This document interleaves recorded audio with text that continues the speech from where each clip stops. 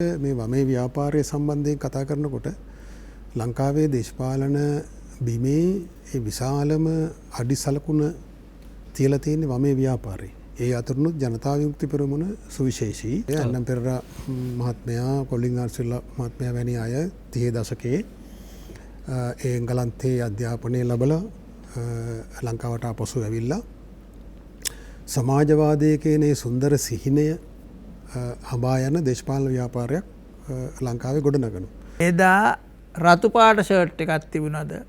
හරිද? විප්ලවය ගැන කියන පෙරලිය ගැන ගම් පෙරලියක් තියාගත්තු පුද්ගලයාවත් අරගෙන ගිහිල්ලා මරපු පාරවල් දිගේ ගෑවිලා හරි එහෙම දේශපාලනයක් කරනවා කියව ප්‍රසිද්ධිය අරගෙන ගිහිල්ලා ප්‍රසිද්ධියේ මරලා දාපු අහිංසක ගෙදර හිටපු සමහරලාට එක්කෙනෙක් සම්බන්ධ වෙලා හිටින මුළු පවුලේම හිටපු අහල පහල අයත් එක්ක ගිහිල්ලා මරලා දාපු එම මරණය සඳහා පොලිස් කාර්යාංගයේ එම කණ්ඩායම් වල හිතුමතේට කිසිම වග විභාගයකින් තොරව පාරවල් දිගේ මරලා ටයර් දාලා පුච්චපු ලොගයක්. අයිබෝන් සුබ සන්ධ්‍යාවක් ප්‍රාර්ථනා කරනවා ඔබ සියලු දෙනාටම. බෙක්වන්නේ නින්නාද සජීවී සංවාදයේ සමගයි. හැමදාම සිකුරාදා සතියග ඔබත් සමග දේශපාලනයේ නවමු පැති කතා බහ කරන්නට අපේ මේ විදිහට හමු වෙනවා දෙහෝරාවක්. අපි යුක්තිය සාධාරණත්වයේ වෙනුවෙන් ජනතාවට වඩා හොඳ ලෝකයක්, යහපත් ලෝකයක් දිනා දීමට කටයුතු කරනවා. තවත් පැත්තකින් ජනතාව දේශපාලනිකව බලගන්වන්න, ඔවුන්ගේ දේශපාලන කියවීම වැඩි කරන්න, ඔවුන්ගේ දේශපාලන වටහා ගැනීම පුළුල් කරන්න සහ නව දේශපාලන කඳවුරක් නිර්මාණය කරන්න. මේ විවිධ දේශපාලන දෘෂ්ටීන් එකම පොරපිටියක තමන්ගේ ගැටලු විසඳා ගැනීම වෙනුවෙන් වෙනත් සටන්වල ජීවත් වෙනවා අපි දකිනවා. ජනතාව හැටියට අපි කල්පනා කළොත් ඔවුන්ව එක පැත්තක ඔවුන්ට ඉතිරි වෙලා තියෙන විඩාව පමණයි, කලකිරීම, තෙහෙට්ටුව. හැබැයි රට ඉදිරියට ගෙන යාම, රට යහපත් විදිහට ඉදිරියට ගෙන යාම සඳහා අපි හැමෝටම පවරපු ඓතිහාසික දේශපාලන වගකීමක් තියෙනවා. මේ සමාජයේ මේ රට යහපත් කරන්න අපිට පවරලා තියෙන්නේ ඓතිහාසික දේශපාලන වගකීමක්. අපි කාටවත් ඒ වගකීමෙන් ගැලවෙන්න බෑ. ඒ නිසා තමයි ඔබ මා මේ විදිහට මුණ ගැහෙන්නේ. ඔබත් බොහොම බලාපොරොත්තු සහිතව අප දෙස බලාගෙන ඉන්නේ. හෙට දවසේ මේ රට යහපත් දිශාවකට හරවන්න අපි මොනවද කරන්න ඕන? ජනතාව බොහෝ වෙලාවට කරන්නේ තමන්ගේ යුතුයකම ඉටු කරනවා. තමන්ගේ කැමති කෙනාව තෝරලා තමන්ට ලැබෙන ඡන්දවලදී තමන් සුදුසුයයි කියලා හැඟෙන කෙනා, හිතෙන කෙනා, ඉහළින් යෝජනා කරන කෙනාගෙන් අයගෙන් හොඳ කෙනා තමන් පත් කරලා යවනවා. නිරන්තර අරගලයක් තියෙනවා ඔවුන් සමග ජනතාව. මේ රණ්ඩුව කවද්ද නවතින්නේ කියලා අපිට කවදාවත් හිතෙන්නේ නැහැ. රට තියෙන්නේ මේ වෙලාවේ බොහොම තීරණාත්මක තැනක. පැත්තකින් වසංගතය, තව පැත්තකින් දේශපාලන අර්බුද රැසක් මතුවෙලා තියෙනවා. ජීවන බර, මිනිසුන්ගේ ජීවිතය පිළිබඳව අනිශ්චිතතාවය, මේ සියල්ලත් එක්ක අද වාගේ දවසක් පිළිබඳ කල්පනා කරනකොට නින්නාද කල්පනා කළා වෙනස්ම වූ මාතෘකාවක් දිහාවට හැරෙන්න. මොකද අපි කතා කරන්නේම ප්‍රගතිශීලී දේශපාලනය. අපි කතා කරන්නේම සමාජ යහපත, සමානාත්මතාවය. ඒ නිසාම අද දවස විශේෂයි. ඉල් මාසය අද 13 වෙනි සිකුරාදා. අපිට වගකීමක් තියෙනවා මේ රට, මේ සමාජය යහපත් කරන්නට කිසියම් දේශපාලනිකව සන්නද්ධ වූ කණ්ඩායම්, දේශපාලනිකව බලාත්මක වූ කණ්ඩායම් නැත්නම් ඒ දර්ශනයන්, දෘෂ්ටීන් පිළිබඳව අතීතාවලෝකනයකට ගමන් කරන්නට. ඒ නිසා අපි හිතුවා අද වාගේ දවසක් අපිට පහු කරන්නට බෑ, නැත්නම් අමතක කරන්නට බෑ. ඒ නිසාම අපි අද සහ වම වාමාංශික දේශපාලනය කියන මාතෘකාවයි අපි අද කතා බහ කරන්නේ. මේක ඔබට වැදගත් වෙන්නේ ඇයිද කියලා සංවාදයේ කෙලවරදී වැටහෙන්නට පුළුවන්. අපිට රට දිහා බලන, දේශපාලන ගැටලුවක් දිහා බලන දෘෂ්ටිය නිර්මාණය වීම ඇතුළේ තමයි අපේ දේශපාලන දැක්ම සකස් වෙන්නේ, දේශපාලන හැසිරීම නිර්මාණය වෙන නිසා අපි හැමෝටම මුලට යන්න සිද්ධ වෙලා තියෙනවා, අක්මුල් හොයාගෙන යන්න සිද්ධ වෙලා තියෙනවා. මම කැමති මේ සම්බන්ධව කතා බහ කරන්නට මේ වමත් එක්කම සුවිශාල නෑකමක් තියෙන දෙදෙනෙකුට ආරාධනා කළේ. ඔබ දන්නවා ඒ පදනම තමයි නින්නාද සජීවී සංවාදයේ නිරන්තරවම අපි ඔබට ගේන්නේ. දේශීය ජාතික ව්‍යාපාර ප්‍රධාන ලේකම් වෛද්‍ය වසන්ත බණ්ඩාර මහත්මයා අද දවසේ තියෙනවා අපිත් එක්ක හයිබෝන් කියලා පිළිගන්නවා. ඒත් එකම මොබිල් ලංකා පදනමේ අධ්‍යක්ෂ වෛද්‍ය සුමිත් වනිආරච්චි මහත්මයා පිළිගන්නවා බොහොම ආදරෙන්. ඔබ දෙපළට විශේෂයෙන් අද දවසේ ආරාධනා කරන්නම අපි කල්පනා කළේ මේ වාමාංශික දේශපාලනයේ ඉතිහාසය පිළිබඳව සහ එහි ගමන් මඟ පිළිබඳව කතා බහ කිරීමේදී මම හිතන්නේ ඒ සම්බන්ධව කියවීමක් අත්දැකීමක් සහ එම ව්‍යාපාරයේ තිබෙන අත්දැකීම් බහුල නිසා සහ ඒ අධ්‍යයනයන් අපි දුටුවා පසුගිය කාලේ ඔබතුමන්ලා මේ සමාජගත කරලා තිබ්බ ලිපි ලේඛන සහ අනිකුත් දේවල් කියවා හදාරා බලනකොට අපිට වැටහුණා බොහොම ඉතාම මධ්‍යස්ථව වාමාංශික දේශපාලන ඉතිහාසයේ කිසියම් විමර්ශනයකට ලක් කරලා තිබුණා. අපේ ඔබතුමන්ලා පළ කරපු ලිපි ලේඛන හරහා. ඒ නිසා අපි කැමතියි දැන් මේ ඒ මාතෘකාවට යන්න කලින් මම කැමතියි අපේ යුතුයකමක් අද වගේ දවසක වැදගත්කම දේශපාලනික වශයෙන් මිනිසුන්ට අද වගේ දවසක් දැනෙනවද කියලා ප්‍රශ්නයකුත් තියෙනවා අලුත් සමාජය ඇතුලේ. ඒ නිසා මේ වසන්ත බණ්ඩාර මහත්තයා මොකක්ද අද වගේ දවසක දේශපාලනික මිනිහෙකුට ඇති වැදගත්කම? ඇත්තටම ගංගා මැතිතුමා ඔබතුමා කිව්වා වගේ අපි අද ඇවිල්ලා තියෙනවා එක්තරා සම්දිස්ථානයකට විශාල සමාජ ආර්ථික දේශපාලන අර්බුද රාශියකට මැදි වෙලා මේ කොවිඩ් වසංගතය නිසාම පමණක් නෙවෙයි ඊට පෙර සිට පැන නගුණු තත්ත්වයන් අද වෙනකොට ඒක ඊටාම බලවත් ලෙස මෝරලා තියෙනවා. මුළු ලෝකෙම ඇමරිකාව වගේ මහා බලවත් රාජ්‍ය පවා උන්ගේ දේශපාලන පද්ධතිය පවා අද කඩා වැටලා ජනාධිපතිවරයා මැතිවරණ ප්‍රතිඵලය පිළිගන්නේ නැහැ කියලා සමාජය දෙකට බෙදලා රාජ්‍ය තුල පවා බරපතල බෙදීම් ඇති වෙලා මේ මහා ශක්තිමත් රාජ්‍ය පවා දුර්වල වෙලා උන්ගේ පද්ධතිය අභියෝගයට ලක් වෙලා තියෙනවා. ඒ නිසා අපි මේ නැවත ආපු ගමන් මඟ දෙස අතීතයේ දෙස ආපසු හැරී බැලීම ඉතා වැදගත් වෙනවා මේ ප්‍රශ්න වලට උත්තර සෙවීමේදී මේ ඒ චින්තනමය ව්‍යායාමයේ ඒ ආපසු හැරී බැලීම න්‍යායාත්මකව දාර්ශනිකව අපිට කොහෙද වැරදුනේ ලෝකයේ මේ ආපු ගමනේ ලෝකයේ කොතනද වැරදිලා තියෙන්නේ මොනවද අපි හරියට කළේ ඒ ආදි වශයෙන් ඒ දෙස නැවත ප්‍රත්‍යාවලෝකනය කිරීම ඉතා වැදගත්. ඔබතුමා එක සඳහන් කර ආකාරයට ඔබතුමා අහම්බෙන් හෝ හිතාමතා හෝ මේ දිනේ තෝරගත් එක ගැන අපි සතුටු වෙනවා. ඒක ඔබට ස්තුතිවන්ත වෙනවා. මොකද මේ අද දිනේ අපි විශේෂයෙන්ම මටත් සුමිත් වනිආරච්චි සහෝදරයාටත් ඊටාම වැදගත් දිනයක්. අපි මේ 89 මේ දිනේ අපි ඊටාම ශෝක වෙච්ච දවසක්. එදා සිට ගතවන සෑම අවුරුද්දකම අපිට මේ දිනේ අපිට බොහොම හදවත් බර වෙලා ගත කරන දවසක්. එකක් ඒ මැරිච්ච මිනිසුන් අතර හිටපු සැබෑ විරුවන් අපි පුද්ගලිකව දන්න බොහෝ දෙනෙක් අපිට මතක් වෙනවා. ඒ අතර ඒ සමාජ ව්‍යාපාරයේ විසින් ලංකාවේ දේශපාලන බිමේ ඒ තැබූ බර අඩිසටහන මකා දමන්න බෑ. ඒකට යම් ජනතා විමුක්ති පෙරමුණට විරුද්ධව මත පළ කරන වෛර කරන යම් පිරිසක් සමාජයේ අදත් ඉන්න පුළුවන්.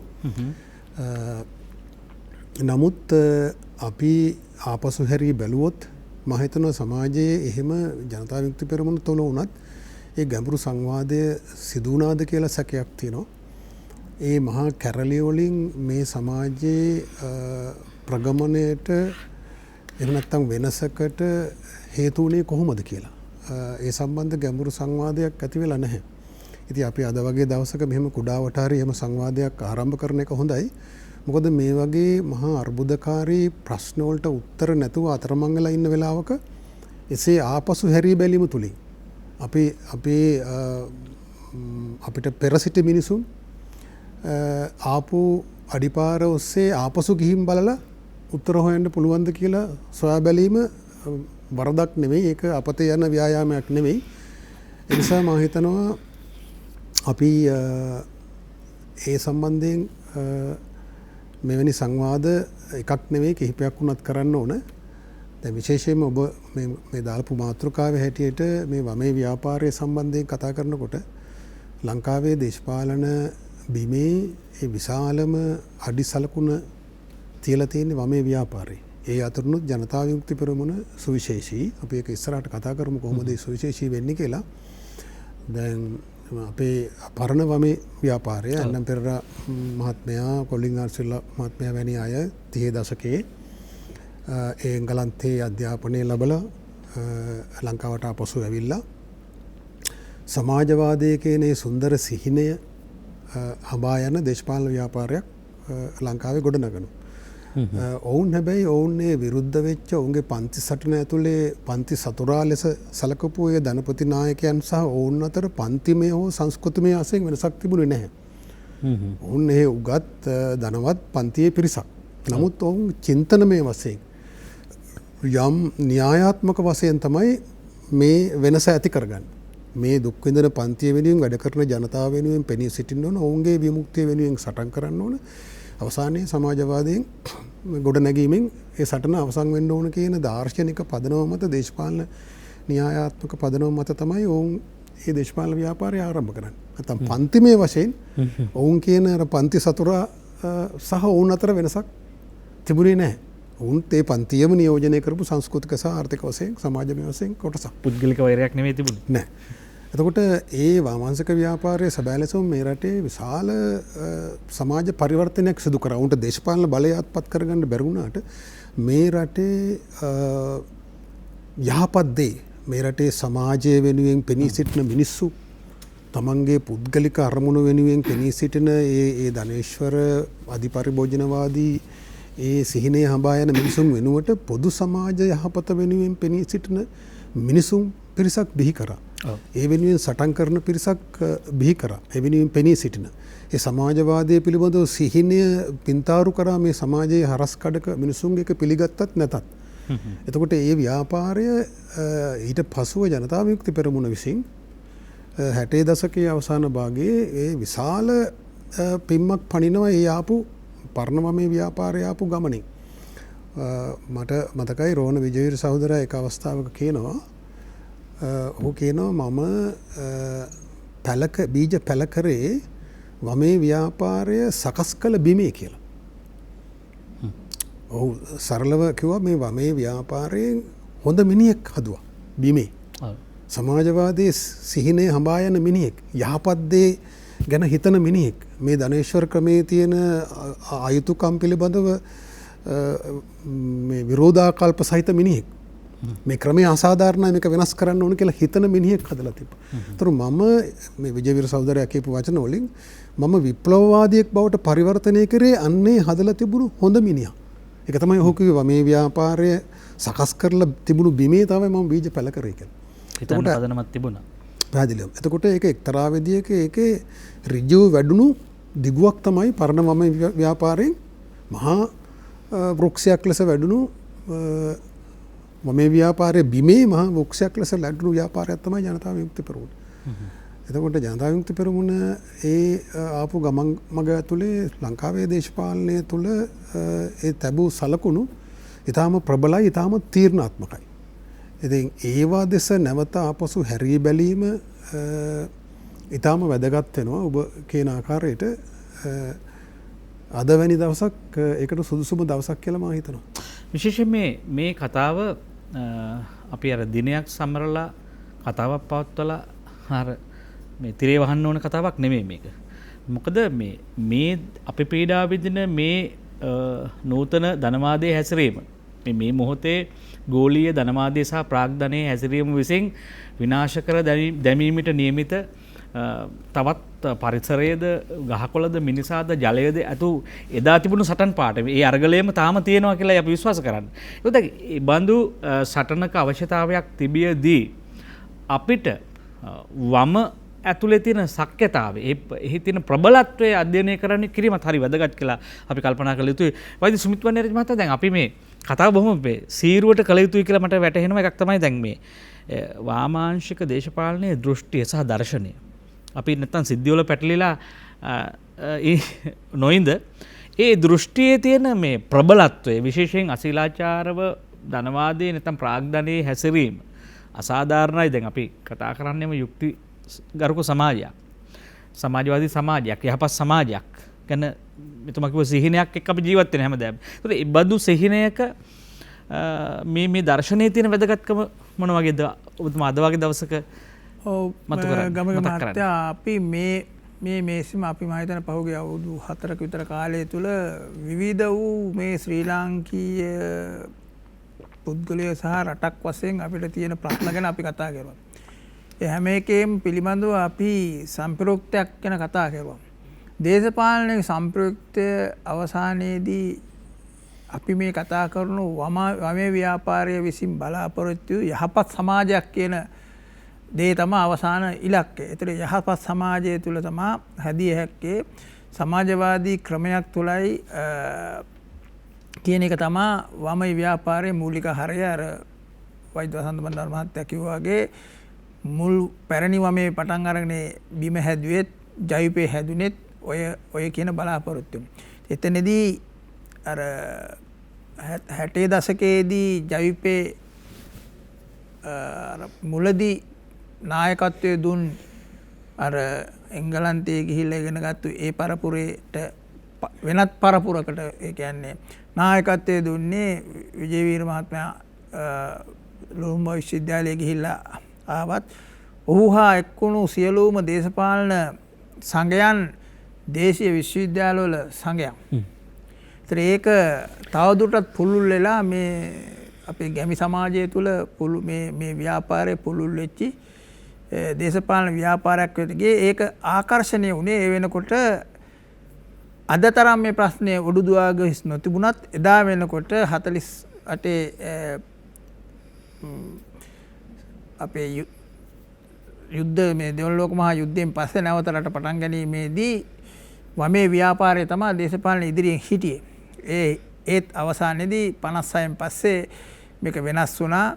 ඒත් 77 වෙනකන් 70 සමගි පෙරමුණ ආණ්ඩුවේ 70 සමගි පෙරමුණ ආණ්ඩුවේ තමයි පැරණි වමේ බලය පතුරලා හිටියා. ඔවුන්ගේ එදා සිටපු ඒ වමේ නායකයන් විසින් යමක් කරපු දේ තමයි අද තව වෙනකොටත් ඉතුරුලා තියෙන්නේ. ඒ වමේ සම්බන්ධතාව වමේ ජාත්‍යන්තරයත් එක්ක සම්බන්ධතාව තුළ රටට ලැබිච්ච විශාල ප්‍රතිලාභ ප්‍රමාණයක් තිබුණා.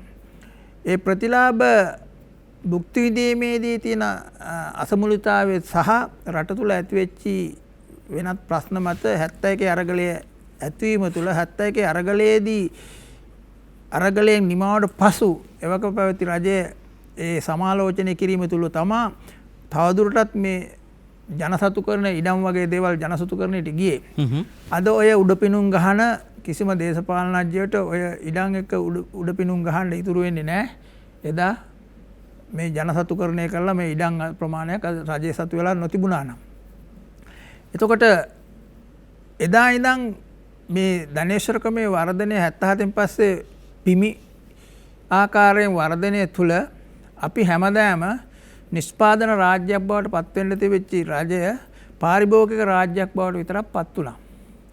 ඉතින් එදා තිබෙච්ච ප්‍රශ්නෙට අර ප්‍රශ්නේ තීව්‍ර වෙලා තියෙනවා. ඒතර අපි මේ මේසය තුලම අපි බොහෝ වෙලාවට අපි මේ ගැන කතා කරුවා, මේවට උත්තර කතා කරුවා. හැබැයි මේකත් එක්කම මේ වම කියන එක අද වෙනකොට කඩා විහිල්ලා ගිහිල්ලා. දැන් වෙනත් රටවල් වල ගත්තොත් ඒ රටවල් සාපේක්ෂව ධනේශ්වර ක්‍රමය තුළ කියන සංවර්ධනයේ ඉලක්ක හෝ ගෙනියන්න බැරි වෙච්ච රටක් බවට ශ්‍රී ලංකාව පත් වෙලා තියෙනවා. ඒකට ධනේශ්වර ක්‍රමයට මේ නායකත්වය දෙන මිනිස්සු වගේම සමාජවාදයේ ඒ නාමයෙන් ඉන්න වමේ කට්ටියත් වග කියන්න ඕන අද වෙනකොට. මොකද 70 දශකයේ සහ ජවිපේ විජේවීර සහෝදරයාගේ නායකත්වයෙන් තියෙන කාලේ මේ ප්‍රශ්නත් පිළිබඳව ඉතාම සියුම්ව බලව පුද්ගලයෙක්. උදාහරණයක් කියලා ගත්තොත් මේ පරිසර විනාශය මුලදී දැක්ක පුද්ගලයෙක්. ඔහු ඒ දවස්වල කතා කරලා කිව්වා අධික බෑවුන් සහිත සහ මේ අඩි 5000න් ඉහළ අධික බෑවුන් සහිත කඳු අනිවාර්යෙන් කැලෑ බවට පත් කළ යුතුයි කියලා. අද ඒක අපිට ඔප්පු වෙලා තියෙනවානේ. අපිට අද ජල ප්‍රශ්නේ ඉතාමත් උග්‍ර වෙලා තියෙනවා. එතකොට ඒ පරිසර ප්‍රශ්නේ මේ එදා මේ කැලෑ කපන කාලේ අක්කර 5 වගේ මිනිස්සුන්ට මේ කැලෑ කපලා දුන්නු කාලයක්. ඒ කාලේ මේ ගැන කතා කරුවා. මම මේ උදාහරණයක් වශයෙන් ගත්තොත් මේ සමස්ත ගැටලු ටික දේශය දැක්කා. වසාගෙන ඉන්න ප්‍රශ්නවල ඒ වගේ සියුම් අනාගත තත්ත්ව දැක්කු චරිත තමා මේ වමේ එදා හිටියේ. හැබැයි ඊට සාපේක්ෂව අද ගත්තා. ඒ වගේම ජාත්‍යන්තර දේශපාලනය සහ දේශයේ මුණ පාලා තියෙන දේශපාලන ප්‍රශ්න ගත්තා. උදාහරණ ගත්තොත් උතුරේ ප්‍රශ්නය. උතුරේ ප්‍රශ්නය වමට අනුව ස්වයං තීරණ අයිතිය කියන පොතේ ගුරුවාදය තුල තිබිච්චි ඒ පිළිගැනීම වම තුල පැරණිවම ඒ විදිහට ඒක වෙනස් කරලා ඒක නෑ ඒක ජාත්‍යන්තර වශයෙන් මේ අයිතිකාසිකම් සහ වමේ තියෙන වචන භාවිතා කරලා වෙලා රට විනාශ කරන දෙයක්කට තරමා ගෙනියන්නේ කියලා මේක ජාත්‍යන්තර වශයෙන් ධනේශ්වර ක්‍රමයේ එවත්තම් මේ යටත්විජිතකරණේ උපාංගයක් විදිහට බෙදාවන් කිරීමේ ක්‍රමවේදයක් විදිහට තමයි මේ උතුරේ අරගලේ කෙරෙන්නේ කියන එක න්‍යායාත්මක පෙන්නලා වැඩ කරපු පුද්ගලෙක් තමයි වමේ ව්‍යාපාරයේ හිටි නායකයෙක් විජේරිසාදර. ඒක නිසා එදා ඒ වමේ ව්‍යාපාරයේ ඒ අවස්ථාවේ ඇති වෙන සිද්ධීන් පිළිබඳව විමර්ශනාත්මකව දැකලා පොතේ ගුරුවාදීන්නුයි මේ ප්‍රශ්න වලට මුහුණ දුන්නා සහ ප්‍රශ්න විසින් ජනතාව මුදවාගන්නේ කෙසේද කියලා මාර්ගය පෙන්වලා දුන්නා. අද වෙලා තියෙන වම අපිට එහෙම මමත් දකින්න බෑ. ඒ ජවිප වෙන් වෙලා කැඩිලා ගිය සියලු කොටස් අද අර ඉතා ශක්තිමත්ව දියඹේ පදපු නෞකාවක් වගේ ඒක හැප්පිලා කැඩිලා ගියාට පස්සේ එක් එක්කෙනා මේ නැවේ කෑලි බදාගෙන ඉන්නවා කුඩා පක්ෂ වලට. හැබැයි හැම කෙනා හිතන් ඉන්නවා තාම අපි නැව කියලා. තවමත් හැබැයි මේ නැව විදියට දකින්නේ පාවෙන කුඹගස් කෑලි ප්‍රශ්න තියෙන්නේ ලෑලි කෑලිත් එක්ක ඉන්න කොටස්. ඒගොල්ලෝ සමස්ත ප්‍රශ්නේ දකින්නේ නැහැ. ඒවා ගහගෙන යන්නේ කොහෙටද කියලා ප්‍රශ්නයක් තියෙනවා. මේ ඒක තමයි වැදගත්ම ප්‍රශ්නේ. දැන් අපි වසන්ත බණ්ඩාර මහත්තයා මට තව ටිකක් ඉතිහාසයට යන්න ඉඩ දෙන්න.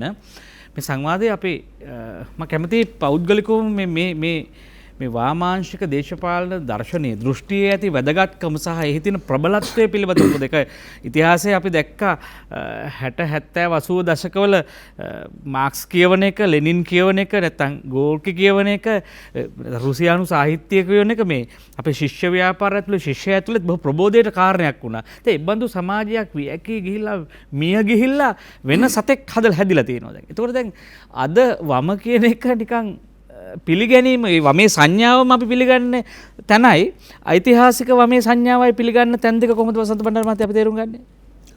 ඔබ කියන එක හරි. දැන් මේ වෙනකොට මේ සමාජය තුළ ඇති වෙලා තියෙන පරිවර්තනය නිසා තමයි අපිට නැවත මේ ප්‍රත්‍යාවලෝකනය එහෙම නැත්නම් අතීතයට ගොස් සොයා බලන්න සංවාදයක යෙදෙන්න අවශ්‍ය වෙලා තියෙන්නේ. ඒ කියන්නේ අපිට වැරදුනේ කොහෙද මේ තියෙන අභියෝග වලට මුහුණ දෙන්නේ කොහොමද කියලා. ඉතින් ඒකෙදී අපිට වැදගත් වෙනවා මේ සමාජ ව්‍යාපාර ඒ යුගවලදී ඉටු කරපු භූමිකාව. දේශපාලන සමාජ සංස්කෘතික ආර්ථික ඒ තලවල ඉටු කරපු භූමිකාව. දැන් පැරණි වාමාංශික පක්ෂ ගත්තම ඔවුන් පන්ති සටන මුල් කරගත්ත දේශපාලන ව්‍යාපාරයක් තමයි නිර්මාණය කළේ. ඒ කියන්නේ පීඩිත පන්තිය සහ ධනපති පන්තිය අතර ගැටුම්. තොට ඔවුන්ගේ දේශපාලනයේ ඒ සීමාකම නිසාම වෘත්තීය සටන් වලට බොහෝ දුරට සීමා වුණා ඒ සටන්. නමුත් ජනතා විමුක්ති පෙරමුණ ඒ තලයෙන් වෙනස් මානයකට මේ සටන ඇරයි යනවා. ඔවුන් තමයි අධිරාජ්‍ය විරෝධී අරගලය තුලින් සමාජවාදයට කියන සටන් පාඨය යටතේ ඒ න්‍යායාත්මක තේරීම යටතේ අධිරාජ්‍ය විරෝධී අරගලය මුල් කරගෙන මේ රට ඇතුලේ ඉන්න මේ ධනේශ්වර නායකයන් හරි ආණ්ඩුව නෙවෙයි ප්‍රශ්නේ. එතනින් එහා මහා ලෝකයේම හසුරවන අධිරාජ්‍යවාදී බලවේගත් එක්කයි මේ සටන තියෙන්නේ. ඒතර ඒකේ කොටසක් තමයි මේක ඇතුලේ තියෙන්නේ. ඒ කියන්නේ පන්ති සටන කියන එකත් මේ අධිරාජ්‍ය විරෝධී අරගලයේ කොටසක්. ඒක ඇතුලේ තියෙන එක වියුක්තව නෙවෙයි කියන එක. ඒ නිසා තමයි ජනතා විමුක්ති පෙරමුණ සහ මේ පරණ වමේ ව්‍යාපාරය වෙනස් වෙන්නේ. සංස්කෘතික වශයෙන්ුත් යම් වෙනස්කම් අපිට පෙන්වන්න පුළුවන්. ඇත්තටම ඒ කියන්නේ දැන් පරණ ව්‍යාපාරය වමේ ව්යාපාරය ගත්තොත් අපි අද ඉතුරුලා ඉන්න අපි හිතමු තිස්ස විතරණ අපේ මහාචාර්යතුමා ඒ වගේම ඩිව් ගුණසේකර වගේ මැතිතුමා වගේ අය ගත්තොත් අපි පුද්ගලිකවත් අසුරු කරලා තිනවා දන්නවා.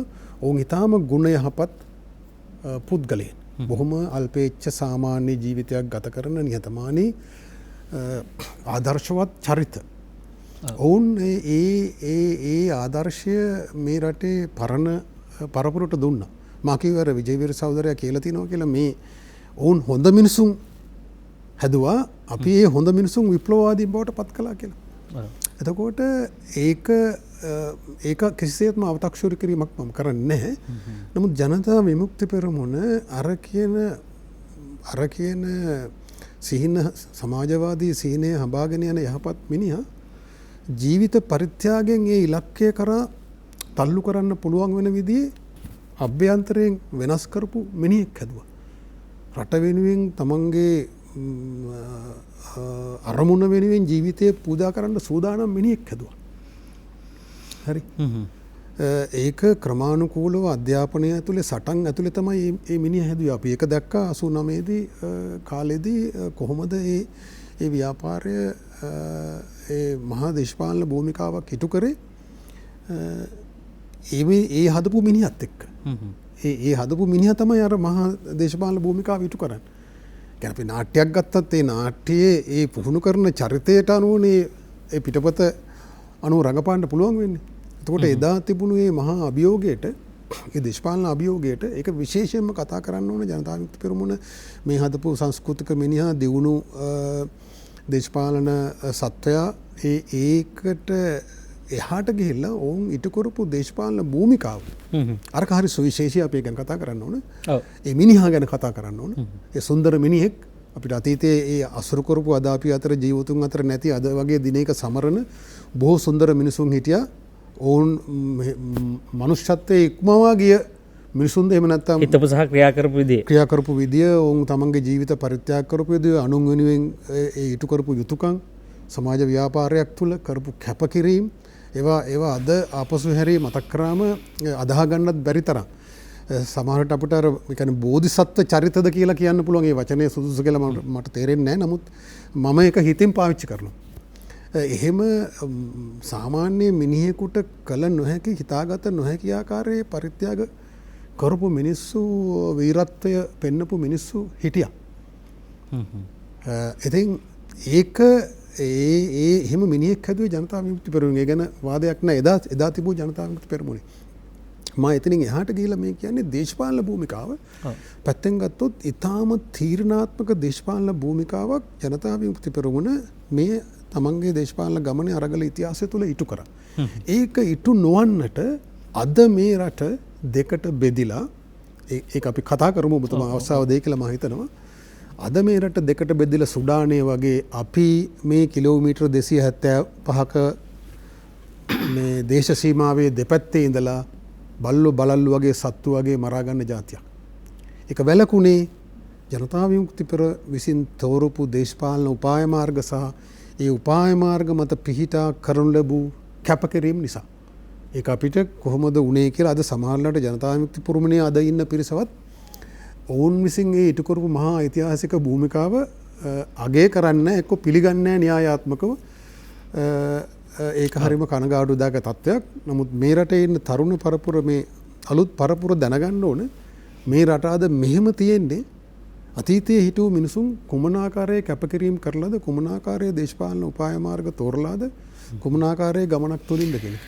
මේ රට වෙනුවෙන් කොයිතරම්නම් මිනිස්සු ජීවිත පූජා කරන්නේ නැද්ද? මේ පොළව කොයිතරම්නම් ලේන් තෙත් කරන්නේ නැද්ද? ඒ හැම මොහොතකම අපි කියනවා රතු විප්ලවය මිනිසුන්ගේ මේ සමාජ වෙනස සඳහා එහෙම නැත්නම් අධිරාජ්‍ය විරෝධී අරගලය සඳහා අපේ මේ රට යටත් කරගත්තු කාලේ ඉඳන් ඓතිහාසික සටන් ව්‍යාපාර තිබුණා අපිට. ජාතික සටන් ව්‍යාපාර තිබුණා. මේ ජාතික සටන් ව්‍යාපාරය ඇතුලේ මිනිස්සු 100,000 ගානේ මැරුවා. එල්ලලා මැරුවා. වෙඩි තියලා දාලා මැරුවා. සාහසික ලෙස ඝාතනය කරා. එබඳු මරණ වලින් එවන දේශප්‍රේමී මිනිස්සු මියගැයින් පස්සේ ඒ කම්පනය හරි අමාරුයි දරා ගන්න. නිසා අපිට හිතාගන්න බෑ සුළු අපරාධකාරයෙක් හෝ කවුරු හරි වරදිකාරයෙක් මරපුවාම රටක් කම්පා වෙන්න කටයුතු කරනවා හිතනවා කල්පනා කරනවා. හැබැයි මහා හදවතක් තිබුණු මිනිස්සු මහා මනසක් ඔළුවක් තිබ්බ මිනිස්සු මේ රට හැර ගියා. ඉතින් අපි ඒව සම්බන්ධව කතා බහ කළ යුතුයි. අපි රන්දී සිටින්නේ නින්නද සජීවී සංවාදය සමග අපිට කොවිඩ් මරණ සංඛ්‍යාව සහ රෝගීන් සංඛ්‍යාව කියන එහෙමත් නැත්නම් ඔබට ඒ බව sannivedanaya කරන වැඩසටහන් වලින් ඔබට ගිහිල්ලා සැබෑ දේශපාලන නිලස්ථාන මේ සමාජ ක්‍රමයේ වෙනස් කළ යුතු සැබෑ දේශපාලන භූමිකාවන් හොයාගෙන යන්න දර්ශනයන් හොයාගෙන යන්න අපි ආපහු අතීත ගවේෂණයක යෙදෙනවා අද වගේ දවසක මේ අතීත ගවේෂණය වැදගත් වෙන්නේ කිසිවක් නිසා නෙවෙයි හෙට දවසේ අපි විඳින මේ ගැහැට වලින් ගැලවීමට අතීතයෙන් අපිට විසඳුම් හොයාගන්න නැත්නම් අතීතයේ උත්තර තියෙනවද අපිට මේවට අදට ගලපලා ගන්න පුළුවන්. අපි මේක රසවත් කතාවක් වෙයි ඇත්තරම සාරවත් කතාවක් වෙයි මේ අපේ දේශපාලන කියවීම් වලට රැඳී සිටින්න අපි යනවා පළමු විරාමයට. නැවතත් නින්නද සජීවී සංවාදයේ සමගයි මේ කියන්නේ අපි කතා බහ කරමින් ඉන්නේ අද සහ වාමාංශික දේශපාලන ව්‍යාපාරය. දැන් අද වගේ දවසක් සුවිශේෂී වන්නේ ඇයි කියලා අපි කතා බහ කළා. දැන් දේශපාලන ඉතිහාසයේ කියවා ගැනීම වඩා වැදගත් වෙන්නේ වර්තමාන දේශපාලන ගැහැට වලින් මිදීමට. අපට අද අරගලයේම ඓතිහාසිකවත් බලපාපු අවස්ථා තිබුණා. අපි වාමාංශික දේශපාලන ඉතිහාසය දිහා බලපුවම සුවිත් මහත්මයා අපිට අද ස්වරූපේම තිබුණේ නැද්ද? ඔය කියන්නේ 60 70 දශකයේ දැන් අපි ආපහු අපි කතා කරන්න පටන් ගන්නේ ධනවාදයේ තුන්වෙනි කාර්තුව ලෝක යුද්ධයෙන් පසු කාලේ. දේශපාලනික වශයෙන් අපි කතා බහ කරන්නේ. ඒතකොට ලෝක යුද්ධයෙන් පසු කාලේ ලෝකයේ ධනවාදයේ අර්ථක්‍රමයේ ස්වරූපය වෙනස් මාදිලියක් ගන්නවා. ඒ මාදිලිය ඇතුලේ එහි තිබුණු දැන් උදාහරණකට ඒ වාමාංශික දේශපාලනයේ තිබුණු අර්ථය කොයි දිශාවටද අරගෙන ගියේ? මම කියන්නේ වමේ දේශපාලනයේ ජාත්‍යන්තර වශයෙන් ගත්තාමත් 60 දශකයේ තුල තිබුණ එක වම දිහා බලපු වෙන ක්‍රම. එක කට්ටියක් හිටියා චීන ක්‍රමය කියලා කිව්වා, එක කට්ටියක් කිව්වා ජාත්‍යන්තරවාදීන් කියලා කිව්වා, තවත් තනි රටක සමාජවාදය ගැන කතා කරලා ඔහොම ප්‍රශ්න තිබුණා.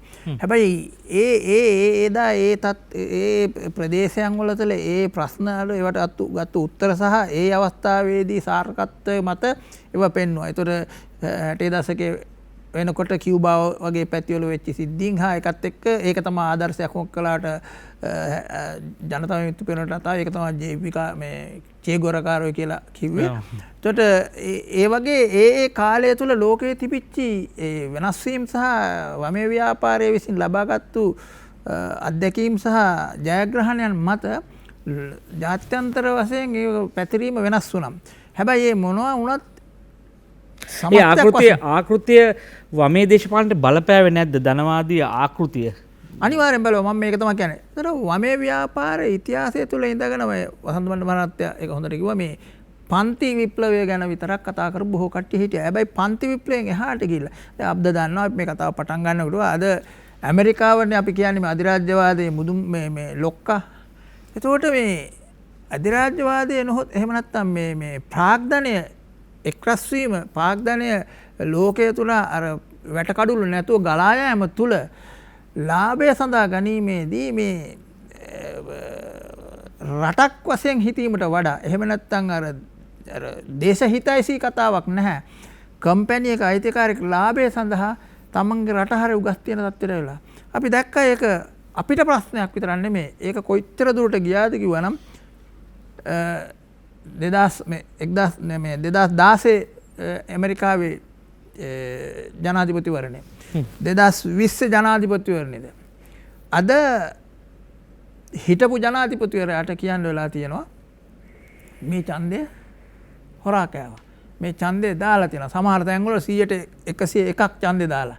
හරිද? ඒතර මේවා වුණේ කොහොමද? ඒතර අපි අහුවා 2016 කේම්බ්‍රිජ් ඇනලිටිකා වැනි සමාගම් විසින් ඡන්ද හැසුරුවා. ඒතර මේ ලෝකේ මොකද ඇමරිකාවේ ඩෙමොක්‍රටික් පක්ෂය සහ රිපබ්ලිකන් පක්ෂයේදී අපේක්ෂකයා වෙච්චි ගියවර අපේක්ෂකයා වෙච්චි දැනට ජනාධිපතින ට්‍රම්ප් මහත්තයා කිව්වේ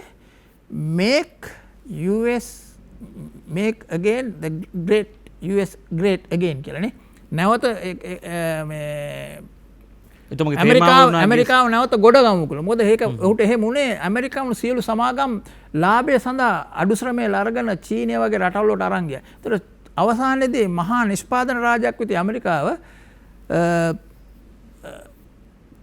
පරිභෝජන රාජ්‍යයක් බවට විතරක් පත් වුණා. ඒතකොට මේක දැකලා තමයි මේ ධනේශ්වර ක්‍රමයේ තුල උනත් අර දේශීයත්වය ගැන හිතන වඩා ඇමරිකානු ගති විදියට හිතන ට්‍රම්ප් මහත්තයා මේ රට හදන්න ගත්තේ. එයාගේ පැත්තෙන් ගත්තොත්. ඒතකොට ඒ ධනේශ්වර ක්‍රමයේ තුල උනත් ලාභය සඳහා කටයුතු කරන සමාගම් විසින් තමයි මේ ඇමරිකාව සතුන්. ඒක තමයි ට්‍රම්ප් මහත්තයා එළියට යනකොට කිව්වේ මේ සැරේ යුද්ධයේ මේ ඡන්දය දිනුවේ ඉනර් ස්ටේට් එක කියලා. ඒ කියන්නේ තවත් රජයක් තියෙනවා මේක ඇතුලේ මේවා හසුරුවන. ඒතර මෙන්න ඉනර් ස්ටේට් එක කියන මේ ට්‍රම්ප් විසින් කියන මේ මහා බල සමාගම් තමා මුළු ලෝකෙම මේ තීන්දුව කරන්නේ. ඒතර අපේ රටේටත් මේ ඡන්දයටත් ගිය ඡන්දයටත් අපි දැක්ක කොහොමද මිනිස්සුගේ මනස වෙනස් කරලා වෙලා මහා මේ සමාගම් විසින් මිනිස් ලෝකේ වෙනස් කරලා බොරු වපුරලා අපි දන්නේ බොරුව පටන් ගත්තේ අපි කියනවා අර ගොබෙල්ස් තියරිය කියලා නේ. එක දිගට කිව්වා. ඒතර ගොබෙල්ස් තියරිය එදා කියලා එන්න අවුරුද්දක් හමාරක්. හැබැයි අද කියලා හෙට වෙනකොට ඒක සමාජගත කරන්න පුළුවන්. ඒතර මෙන්න මේවැනි සමාජයක තුල තමයි වමේ ව්‍යාපාරය වැඩ කරනවා. හැබැයි වමේ ව්‍යාපාරයට මේ ඉන්න අපේ රටේ ඉන්න කවුරුරි කම්කරු පන්තිය විතරක් ගැන කතා කරලා අපේ රටේ කවුරුරි ධනේශ්වරය කියලා කියන කොම්පැනි එක එහෙම නැත්නම් අයිතිකාරයෙක්ට විරුද්ධව වැඩ කටයුතු කරන එක විතරයි ඒ වමේ ව්‍යාපාරය කියලා ගත්තාම ඒක අද වෙනකොට අද රටේ ඉන්න මිනිස්සු විසින් ඒක ප්‍රතික්ෂේප කරන තත්ත්වයට ඇවිල්ලා. හැබැයි මේ සියලු දේවල් සිද්ධ වෙන්නේ අර මම කියපු ඇමරිකානු මහා සමාගම් වල විසිලිකන් වැලි එකේ ඉන්න මහා සමාගම් වල තියෙන කතිපයාධිකාරීත්වයේ හිමි සමාගම් වල ලාභය සඳහා ලෝකයේම භාවිතා කිරීම සඳහා අවශ්‍යතාවය සඳහා කටයුතු කිරීම මත තමයි මේ අධිරාජ්‍ය විරෝධී අරගලය තුලින් තමයි මේ සමාජවාදී කළ යුත්තේ කියන එක බොහෝ දුරට ඈත් වෙලා තියෙනවා අද වමේ ඉන්න හුඟක් අයගෙන්. වමේ හිටලා ජයපේ ඉඳලා ජයපේ 2ට 3ට කැඩලා ගිහලා ජයපේ ප්‍රධාන කොටස් දෙකෙන් කේඩරේ හිටපු කොටසත් හිතන්නේ මේ විදියට. ඒක බොහොම ඛේදවාචකයක්. දැන් මේ වම දෙදරා යෑම වම විනාශ වීම කියලා තවත් අය කියනවා. නැත්තම් වම කොයි පැත්තටද ගමන් කරේ කියලා තව ප්‍රශ්නයක් තියෙනවා වෛද්‍ය වසන්ත බඩාර මහත්මයා. දැන් අපේ දැන් මෙහිම විදිහට කල්පනා කළොත් දැන් වමයයි කියව දැන් අපි ශ්‍රී ලංකා නිදහස් පක්ෂය වැනි පක්ෂත් කිසියම් වමේ ස්වරූපයකින් වමේ මුහුණුවරකින් තමයි ආරම්භ කළා කියලා එහි ආරම්භක පුරෝගාමීන් කියන්නේ.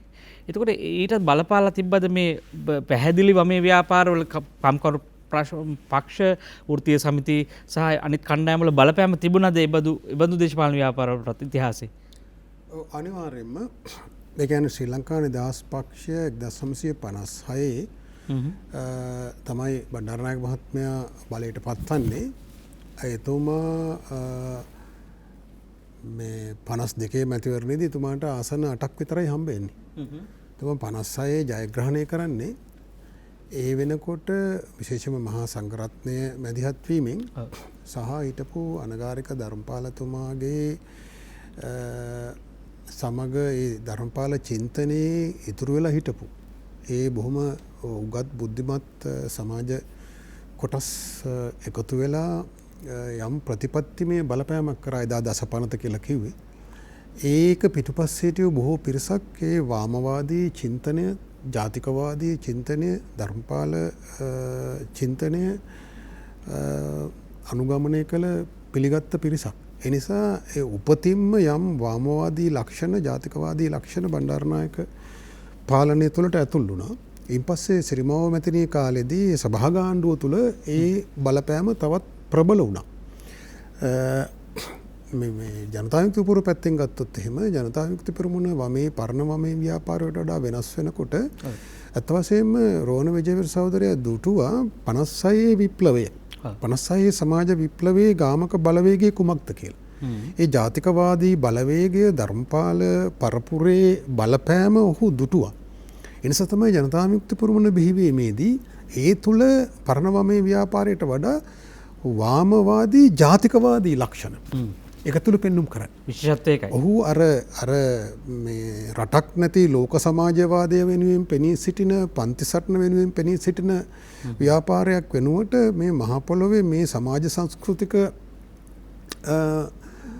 තලයේ පැල කරපු සිටගත්ත මිනිහෙක් හදන්න ඕන කියන ව්‍යාපාරයක් තමයි ඔහු හදන්නේ.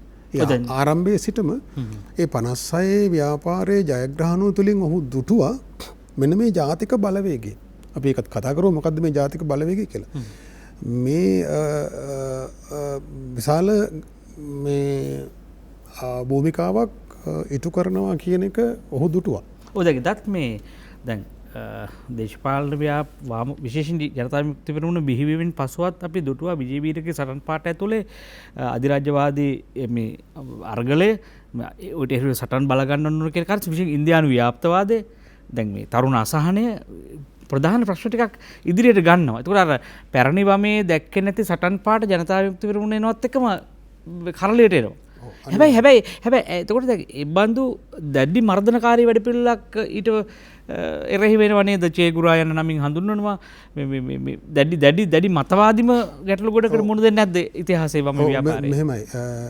දැන් 71 වෙනකොටත් ජනතා විමුක්ති පෙරමුණේ ප්‍රධාන සටන් පාඨය වුණේ අධිරාජ්‍යවාදයට විනාශය ජනතාවට විමුක්තිය. ඒ කියන්නේ මේ අධිරාජ්‍යවාදය තමයි ප්‍රධාන හතුරා. ඒ අධිරාජ්‍යවාදයට එරෙහි සටන ඇතුලේ තමයි අර මා කලින් කියපු පන්ති සටන තියෙන්නේ. ඔය කියන තරුණ අසහනයට උත්තර හොයන ඒක පිළිඹු වෙන සටන තියෙන්නේ.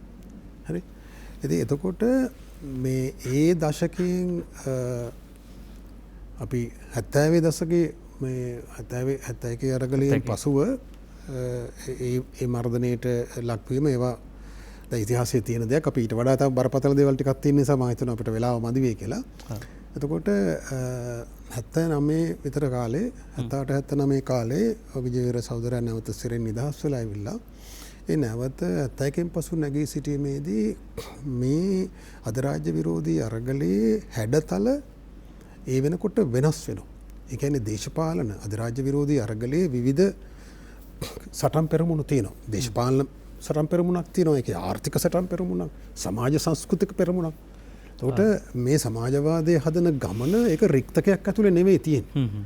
ජනතා විමුක්ති පෙරමුණ හෝ වමේ පක්ෂයක් සමාජවාදයේ විශ්වාස කරනවා. ඒ සමාජවාදයේ සමාජයක් ගොඩනගන්න අවශ්‍ය සමාජ ව්‍යාපාරය හදනවා. මිනිස්සු කැමති කරගන්නවා, අධ්‍යාපනය දෙනවා, සටන් කරනවා. ඒක එහෙම සරල සුගම ගමනක් නෙවෙයි. ඒ ගමන සිදුවෙන අතරතුර මේ රටට එරෙහිව මේ ගමනට එරෙහිව සමාජවාදයට එරෙහිව සමාජයේ පොදු යහපතට එරෙහිව ක්‍රියාත්මක කරන මහා අධිරාජ්‍යවාදී මෙහෙයුමක් තියෙනවා. එතකොට ඒ මෙහෙයුමට එරෙහිව සටන් නොකර මේ ගමන යන්න බෑ. මේ ගමන කියන්නේ මේ සටනේ පිළිබිඹුව. ඒ සටන ඇතුලේ තමයි මේ ගමන තියෙන්නේ. ඒ නිසා තමයි මේ 70 දශකයේ අගභාගයේ වෙනකොට මේ බෙදුම්වාදේ අධිරාජ්‍යවාදීන් බෙදුම්වාදය බෙදාවෙන් කර පාලනය කිරීම අධිරාජ්‍යවාදී සමයේ ඉඳලා මේ උඩ රට පහත රට පවා ජාතිකත්ව අතර බෙදීම් කරලා තමයි මේ රාජ්‍ය සභාවට නියෝජිතව පව තෝරගත්තේ. ඒතර ඒ බෙදීමේ එක්තරා උච්චතම අවස්ථාවක් තමයි මේ බෙදුම්වාදී සන්නද්ධ අරගලය. ඒතර බෙදුම්වාදී සන්නද්ධ අරගලය ආරම්භ වුණාම ජනතා විමුක්ති පෙරමුණට තිබුණා සුවිශේෂී දැක්මක්, සුවිශේෂී විග්‍රහයක් පරණ වමේ ව්‍යාපාරයට වඩා. පරණ වමේ ව්‍යාපාරයේ මේක දැක්කේ ජනවාර්ගික ප්‍රශ්නයක්. ස්වයංතීර්ණ අයිතිය සඳහා ස්වයංතීර්ණ අයිතිය කියන න්‍යාය යටතේ ඒ න්‍යාය පිළිගනිමින් ජනවාර්ගික ප්‍රශ්නයක් මේ ධනේශ්වර ක්‍රමයට එරෙහිව නැගී සිටින විමුක්ති අරගලයක් ආදී වශයෙන් බොහොම අපැහැදිලි විවිධ විග්‍රහයන් ඇතුළේ ඒකට සහාය දුන්නා. හැබැයි විජේවීර සහෝදරයා හරිම පැහැදිලිව විද්‍යාත්මකව මේක විග්‍රහ කරා මේක අධිරාජ්‍යවාදීන්ගේ කුමන්ත්‍රණයක්. මේ රට බෙදාවෙන් කරලා මේ රට අත්පත් කර ගැනීමේ කුමන්ත්‍රණය. LTT සංවිධානය එහෙම නැත්නම් දෙමළ බෙදුම්වාදී සන්නද්ධ ව්‍යාපාරය කියන්නේ අධිරාජ්‍යවාදීන්ගේ කුලි හමුදාවක්. ඒ නිසා මේක සමාජවාදයට හතුරු සටනක්. ඒ නිසා මේකට එරෙහි වෙන්න ඕනේ, මේක පරාජය කරන්න ඕනේ, මේ රට බෙදුම්වාදයෙන් ගලව ගන්න ඕනේ කියන දේශපාලන ස්ථාවරය එදා ඊටාම සුවිශේෂී දේශපාලන ස්ථාවරයක්. එතෙන් සිට ඒ විස්ථාවරය ඇතුලේ තමයි දැන් අපි වගේ ගත්තොත් මම හිතන්නේ අපි සමකාලීනව විශ්වවිද්‍යාලෙ හිටියේ මම පොඩි උදාහරණයක් කියන්නම් 79 වසරේ ගත්තොත් එහෙම 79 වසරේ ඔය ස්වයංතීර්ණ අයිතිය කියන සංවාදයේ සමාජයේ මතුවෙමින් තිබූ අවධියක්.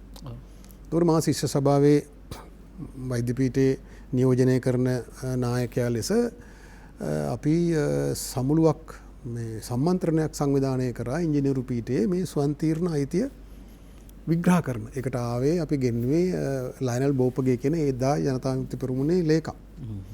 තොර මා පුද්ගලිකව ගත්තොත් මා එදා සිටියෙත් ඒ මතවාදී. ඒ වැරදි මතවාදී. නමුත් ක්‍රමානුකූලව අපි රෝහණ විජේසහෝදර විශ්වවිද්‍යාලයට ආපු අවස්ථා කීපෙම අපි ඔහුත් සමග හැපිලා තිනවා. කෙසේ වෙතත් ඔහුට සිද්ධ වෙනවා මහ විශාල නිබන්ධනයක් කරලා ඔහු තහනම් කර සිටියේදී පක්ෂය ලෙස 85 අවුරුද්දේදී මේ න්‍යායාත්මක ගැටලුව ලියන්න. මේක ඔහු බොහොම සාර්ථකව ඒ ශාස්ත්‍රීය නිබන්ධනයෙන් පෙන්වා දුන්නා. මේක ශ්‍රී ලංකාවේ ඉතිහාසයේ අවසානයේ බවට පත් වෙනවා. මේ අධිරාජ්‍යවාදී කුමන්ත්‍රණයට ගොදුරුනොත්. සමේ බෙදුම්වාදයට එරෙහි සටන අධිරාජ්‍ය විරෝධී අරගලයේ ප්‍රමුඛතම දේශපාලන සටන ලෙස ඔහු නම් කරා. ඊට අනුව පක්ෂයේ මේ ක්‍රියාමාර්ග සංවිධාන ව්‍යුහය පව වෙනස් කළා. ඒ අනුව තමයි මහා දැවැන්ත විරෝධයක් තමන්ගේ ජීවිතය තමන්ගේ පක්ෂයේ සමාජිකයන්ගේ 60,000ක ජීවිත පරිත්‍යාග කරලා ඊට එරෙහිව මහා සටනක් දියත් කරන්න. ඒ ඉන්දුලංකා ගිවිසුම කියන්නේ මේ අධිරාජ්‍යවාදී කුමන්ත්‍රණය මේ බෙදුම්වාදීන්ට රට දේශපාලන වශයෙන් ඒ මාර්ගසිතියීමේ පළවෙනි අදියර. යුද්ධය විතරක් නෙමෙයි මේ දේශපාලන ක්‍රියාමාර්ග මේ ව්‍යවස්ථා සංශෝධනය ඒකම දිගුවක්. ඒතර ආයුසන්න දරගලේ හරහා ආණ්ඩුව පොළඹවන මේ දේශපාලන ක්‍රියාමාර්ග වලට ඊළඟ පියවර තමයි වෙනම රාජ්‍යයක් ලෙස ප්‍රකාශයට පත් කිරීම. එතකොට ඊට එරෙහිව ඒ තෝරපු සටනේ න්‍යායාත්මක විග්‍රහය අපි වෙනි පිරිස් පවා ඒ නිවැරදි අපි වෙනි දහස් ගණනක් විශ්වවිද්‍යාල ශිෂ්‍යයන්ගේ ඒ වැරදි දේශපාලන ස්ථාවරයන් නිවැරදි කරලා මේ නිවැරදි න්‍යායාත්මක විග්‍රහය හිට ගැස්සුවා. ඔහුට ඒක වැරදුනා නම් මම කලින් කිව්වා ඔහුට ඒක කරන්න බැරි වුණා නම් නායකයෙක් ලෙස ඔහුගේ තිබුණේ මහා පෞරුෂය දැනුම් සම්භාරයේ දැක්ම ඒ අප්‍රතිහත ධෛර්යය යමක් අත් නොහැර ඒ පසුපස හඹා යාමේ ධෛර්යය නිසා තමයි ඔහුට මේ න්‍යායාත්මකව නිවැරදි තැන තමන්ගේ පක්ෂය සහ මේ රටේ ජනතාවගේ අති බහුතරයක් හිටගස්සවන්න පුළුවන් වෙන්නේ. ඒක කරන්න බැරි වුණා නම් මාර කලින් කිව්වා වගේ අපි තවදුරටත් ඒ ගැන කතා කරමු කොහොමද වෙන්නේ කියලා. අද වෙනකොට මේ රට දෙකට බෙදිලා එමනම් මහින්ද රාජපක්ෂ මහත්මයාට ගේ කාලේ කරන්න යුද්ධයක් ඉතුරු වෙන්නේ නැහැ. ඊට බොහෝ කාලකට පෙර මේ රට බෙදාවින් වෙනවා. ඉතින් ඒ නිසා අපි ඒක ගැනත් පොඩ්ඩක් විශේෂයෙන් කතා කරමු ගමගේ මැතිතුමා. මේ විජේවීර තරිතේ සුවිශේෂී බවත් අපිට කතා කරන්න ඕනේ නායකත්ව පෞරුෂය. ඒ සුවිශේෂී බව අපි ඉදිරිදි කතා කරමු. අද සහ වාමාංශික දේශපාලන ව්‍යාපාරය පිළිබඳව කතා බහ කරමින් ඉන්නේ. මේ කාරණේදී අද දේශපාලන අපේ මේ මුණ දෙන දේශපාලන තත්ත්වයන් ටික සහ වාමාංශික ව්‍යාපාරයේ වාමාංශික දේශපාලන ඉතිහාසය මේ කාරණා ඔබට දැන් වැදගත්. ඔබ අලුතෙන්ම ඡන්ද දීලා රටක් හදනවා, ආණ්ඩු හදනවා, නායකයෝ හදනවා. හැබැයි ඒව හදන්නේ මේ රටේ ඉතිහාසය ඇතුලේ මේ හැදිලා තියෙන්නේ. නිසා මේ රටේ ඉතිහාසය දැන ගැනීම අනාගත දේශපාලන දිශාව වෙනස් කිරීමේදී අතිශය වැදගත් වෙනවා කියලා අපි කල්පනා කරන්නේ. මෙතන සිට අපි ඔබට 066 22 83 689 විවෘත කරනවා. 066 22 83 689 ඔබට මැදිරියට එන්න පුළුවන්. වෛද්‍ය සුමිත් වන්නරච්චි මහත්මයා දැන් දේශපාලන වාමාංශික දේශපාලන ඉතිහාසයේ කැපී පෙනෙන අරගල දෙකක් තියෙනවා. ඒ කියන්නේ නෙගටිව් දෙකක් තියෙනවා. තමයි 71 නෙගටිව් සහ 89 නෙගටිව්. දැන් මේ විවේක තද බල විවේචනයක් තියෙනවා. දැන් මේ වාමාංශික දේශපාලන කියවූ සැනින්ම අපිට අපි සුළු වාමාංශික පක්ෂ දුටුවා ඉතිහාසයේ. හැබැයි ජනතා විමුක්ති පෙරමුණගේ මහා සංවිධානයක් තුමකගේ මහා සලකුණක් කැපී පෙනෙන චලනයන් දෙකක් කරනවා 71 89. ඒ නිසා මේ බොහෝ දෙනෙක් කියන්නේ මේ සමාජවාදී සිහිනේ මේ ධනමාධ්‍ය තුලේ හඹා යාම බොහොම නිෂ්ඵල වැඩක්. ඒ නිසා ඒක කැරලි දෙකකින් ඔප්පුණා. ඒක තවදුරටත් යථාර්ථයක් නෙවෙයි කියන මතවාදයේ තදබල ලෙසට ගේන ඔබතුමා මොකද හිතන්නේ සම්බන්ධව? මෙහෙමයි. අරගලයක් දිනා ගැනීමකින් තොරව ජීවිත විනාශයකින් වෙනස් වීම වෙලා තියෙන්නේ මේ රටේ හෝ ලෝකයේ ඔය අරගල දෙක විතරක් නෙවෙයි. ලෝකයේ හැම අපි ගත්තොත් 818 විප්ලවය. නමුත් මේක වරද්ද ගත්තා කියලා මේ දේශපාලන ඉතිහාසය කියන්නේ. ඒක එක් එක්කෙනාගේ විග්‍රහ කිරීම. ඒකේ සාධාරණ පැතිත් තියෙනවා විග්‍රහවල අසාධාරණ පැතිත් තියෙනවා. මං කිව්වේ දැන් මේකට ඒක ජයග්‍රහණයකින් තොරව ජීවිත විනාශයකින් අවසන් වීම අවසාන හෝ පළවෙනි එක නෙමෙයි මේ. ඒක මේ රටෙත් එහෙම නෙමෙයි වෙන රටවල වාමාංශික ව්‍යාපාරය තුලත් මේ රටේ විතරක් වෙච්ච සිද්ධියක් නෙමෙයි. අපි ඒක ගත්තොත් ඉන්දු චීන විප්ලවය ගත්තත් මේ මැලේසියාවේ තිබෙච්ච කොමියුනිස්ට් පක්ෂයේ විනාශය, ඉන්දුනීසියාවේ කොමියුනිස්ට් පක්ෂය විනාශ වෙච්ච ප්‍රමාණය, ඒ හැම එකම ගත්තාම මේ ඉතිහාසය කියෝන කෙනෙකුට ඉතිහාසය නොදැන ඔය Facebook එකේ කවුරු හරි කරන මේ මඩපාරක් ගහන කෙනෙකුට කියන්න පුළුවන්. හැබැයි විග්‍රහයක් තුල ලෝක දේශපාලනය කියවපු පුද්ගලයන්ට මේක එකනික එක්ක සමපාත කරලා කතා කරුවොත් මේකෙදිත් මේ මෙතුමා ඉස්සෙල්ලා කිව්වා වගේ උපාය මාර්ග මේ අපි කරන මේ ව්‍යාපාරයේ මේ ස්වාධීනව ඔහොම වැඩෙන්න දෙන්නේ නැහැ. ඒතර ඒකට විරුද්ධව ඒක මර්ධනය කිරීම සහ සියල්ල අනිත් පැත්තෙන් සකසනවා. ඒ සැකසීම තුළ ඒකට මුහුණ දීමේ ආකාරය සහ ඒක පාලනය කරගැනීමේ ආකාරය සහ එම ව්‍යාපාරය එහෙම නැත්නම් එම ක්‍රියාමාර්ග වෙනත් අය විසින් භාවිතා කිරීම ඒ නමින් භාවිතා කිරීම සිද්ධිත් වුණා. හරිද? අපි දැක්කා 89 අපි ජීවිත බේරගත්තු මිනිස්සු අපේ ජීවිත පිළිගන්නත් ආවේ සමහර ආවේ ජනතා විමුක්ති පෙරමුණේම ආකාරයේ මොඩලේ වෙනත් කණ්ඩායම් විසින් ප්‍රාකියයි කළු බලල්ලු කියයි විශේෂ කණ්ඩායම් ආවා. එතකොට ඒවා තුල මේ පක්ෂය තුලත් ඒ සමහර විට ඒකට නතු වෙච්චි ඒවත් එක්ක ගණිත කරපු ඒ වගේම අර කේඩරීය වශයෙන් මධ්‍යස්තව තීන්දුව తీරන ගැනීමේ සහ පාලනය කිරීමේ හැකියාව ගිලිහි ගිය කාලයක් තිබුණා අවසානයේ. අපි වුණත් අපි එදා හිටපු මිනිස්සු අපිටත් ඔබතෝ කෝටික ප්‍රශ්න වෙලා තියෙනවා සමහර දේවල් කොහෙන්ද මේවා වෙන්නේ කොහෙන්ද මේවා වෙන්නේ කියලා. ඒ අරගලය තුල විශාල මර්ධනය තුල ඒ මර්ධනයේ හස්තය කියලා කියන්නේ රාජ්‍ය මැදිහත්වීම එහෙම රාජ්‍ය හමුදා මැදිහත්වීම පමණක් නොවේ. ඒක විවිධාකාරයෙන් ඒක සිද්ධ වුණා. ඒක තුල පීලි පැනීම් සිද්ධ වෙලා තියෙනවා ප්‍රාදේශීය වශයෙන් පටන්. හැබැයි අවසානයේදී ඒ එකිනෙකා අතර සම්බන්ධතාවය සහ නායකත්වයත් එක්ක ඒක පාලනය කර ගැනීමේ නොහැකියාවත් යම් ස්ථංග වල සිද්ධ වෙන්න ඇති. හැබැයි කෙසේ වෙතත් මේ හිටපු පුද්ගලයන්ගේ අර අපි ඉස්සෙල්ලා කතා කරපු ජීව ගුණය අවසානයේ දක්වා ජීවිත පරිත්‍යාගයෙන් තමා බලාපොරොත්තු සඳහා පෙනී සිටීමේ හැවුල් සියලු මේ ජීවිත පරිත්‍යාග කරපු අය ඒ දේ කරුවා. ඒ දේ හැමදෙන කිසිම කෙනෙක් තමන්ගේ පවුල වෙනින්වත් තමන් වෙනින්වත් යමක් කිරීම සඳහා නෙමෙයි රට වෙනුවෙන් යමක් කිරීමට සහ බලය ලබා ගැනීම සඳහා පාරිශුද්ධ අරගලයක් තිබුණා. පාරිශුද්ධ අරගලයක්. වසන්ත බණ්ඩාර මහත්මයා දැන් අපිට 71 මෙහාට කාලේ පරිච්ඡේදය කතා කරමු අද දක්වා. ඒතකොට දැන් අපි 71 අරගලයෙන් පස්සුව නැවත ප්‍රජාතන්ත්‍රවාදී ප්‍රවාහයට එන්න අවසරය ලැබෙනවා රෝණ විජේවීර සහෝදරයාට. ඒ කියන්නේ ප්‍රජාතන්ත්‍රවාදී ප්‍රවාහයට එන්න හැදෙනවා 82 ජනාධිපතිවරණයේදී. නමුත් ඒ එන්නේ නැහැ. මිනිස්සු 71 අද 71 ඊටාම පිවිතුරු සංවිධානයක්. බොහොම ඊටාම සුජාත අරමුණු තියෙන්නේ. හැබැයි එන්න බැරි වෙනවා ප්‍රජාතන්ත්‍රවාදී ප්‍රවාහයට. ඇයි එහෙම වෙන්නේ? ඒතකොට දැන් අපි එක විදිහකින් බැරි වුණා අනිත් විදිහෙන් ඔච්චර ප්‍රබලත්වයක් තිබුණා නම්. ඔව් මෙහෙමයි. දැන් අර මට පොඩි දෙයක් අපේ සුමිත් කියපු දෙයට එකතු කරන්න ඕන. ඒකෙන් නැත්තම් පොඩි වරදව වට ගැනීමක් එන්න පුළුවන්. ඒ නිසා දැන් සුමිත්තේ ජයග්‍රහණයෙන් කෙලවර නොවුනා කියලා හැඳුන්වන්නේ සමාජවාදී ඒ අවසාන අරමුණට සාපේක්ෂව. හරි මේ අරගලයෙන් සමාජවාදී සාජ්‍යයක් ගොඩනගන්න බැරි වෙනවා. සමාජවාදී මේ ඒ 81 89 ඒ ආයුධ සන්නද්ධ ප්‍රචණ්ඩ අරගලය තුලින් සමාජවාදය ගොඩනගන්න බැරි වෙනවා. ඒක තමයි ඔය කියන්නේ මේක මහා අපරාධයක් වුණා. ඉතින් ඒකේ පරාජයෙන් කෙලවුණා කියලා. හැබැයි ඒක එහෙම නෙමෙයි. සමාජවාදයට මෙහා මේ අධිරාජ්‍ය විරෝධී අරගලයේ බොහෝ සටන්බින් තියෙනවා. එතකොට මේ 89 දී ඒ කරපු පරිත්‍යාගයන් ඇත්ත වශයෙන්ම ජයග්‍රහණයෙන් තමයි කෙලවර වෙන්නේ. ඒ ජයග්‍රහණය තමයි අර කිව්වේ මේ බෙදුම්වාදී අරගලයේදී තීරණාත්මක පරාජයක් එදා ආණ්ඩුවට අත්පත් කරලා දෙනවා. මේ මහා ආණ්ඩුව ජයග්‍රහණය කළා තමයි මේ ව්‍යාපාරය විනාශ කළා. හැබැයි එදා ඒ ඉන්දු ලංකා ගිවිසුමට එරෙහිව මේ මහා බරපතල සමාජ විරෝධයක් හැදුවා. න්‍යායාත්මකව දාර්ශනිකව මේක විග්‍රහ කරා. මේ බෙදුම්වාදී සන්නද්ධ ව්‍යාපාරය කියන අධිරාජ්‍යවාදීන්ගේ අතකොළුවක් කුලී හමුදාවක් මේ බෙදුම්වාදය කියන අධිරාජ්‍යවාදයේ දේශපාලන සටන්බිමේ ප්‍රමුඛතම මේ ක්‍රියාන්විතය ඒක පරාජය වුණොත් ඒක මේ රට දෙකට බෙදිලා මරාගන්න ජාතියක් බිහි වෙනවා. ඒක සමාජවාදයට හතුරුයි කියන න්‍යායාත්මක පැහැදිලි කිරීම තහවුරු කිරීම විශාල ජයග්‍රහණයක්.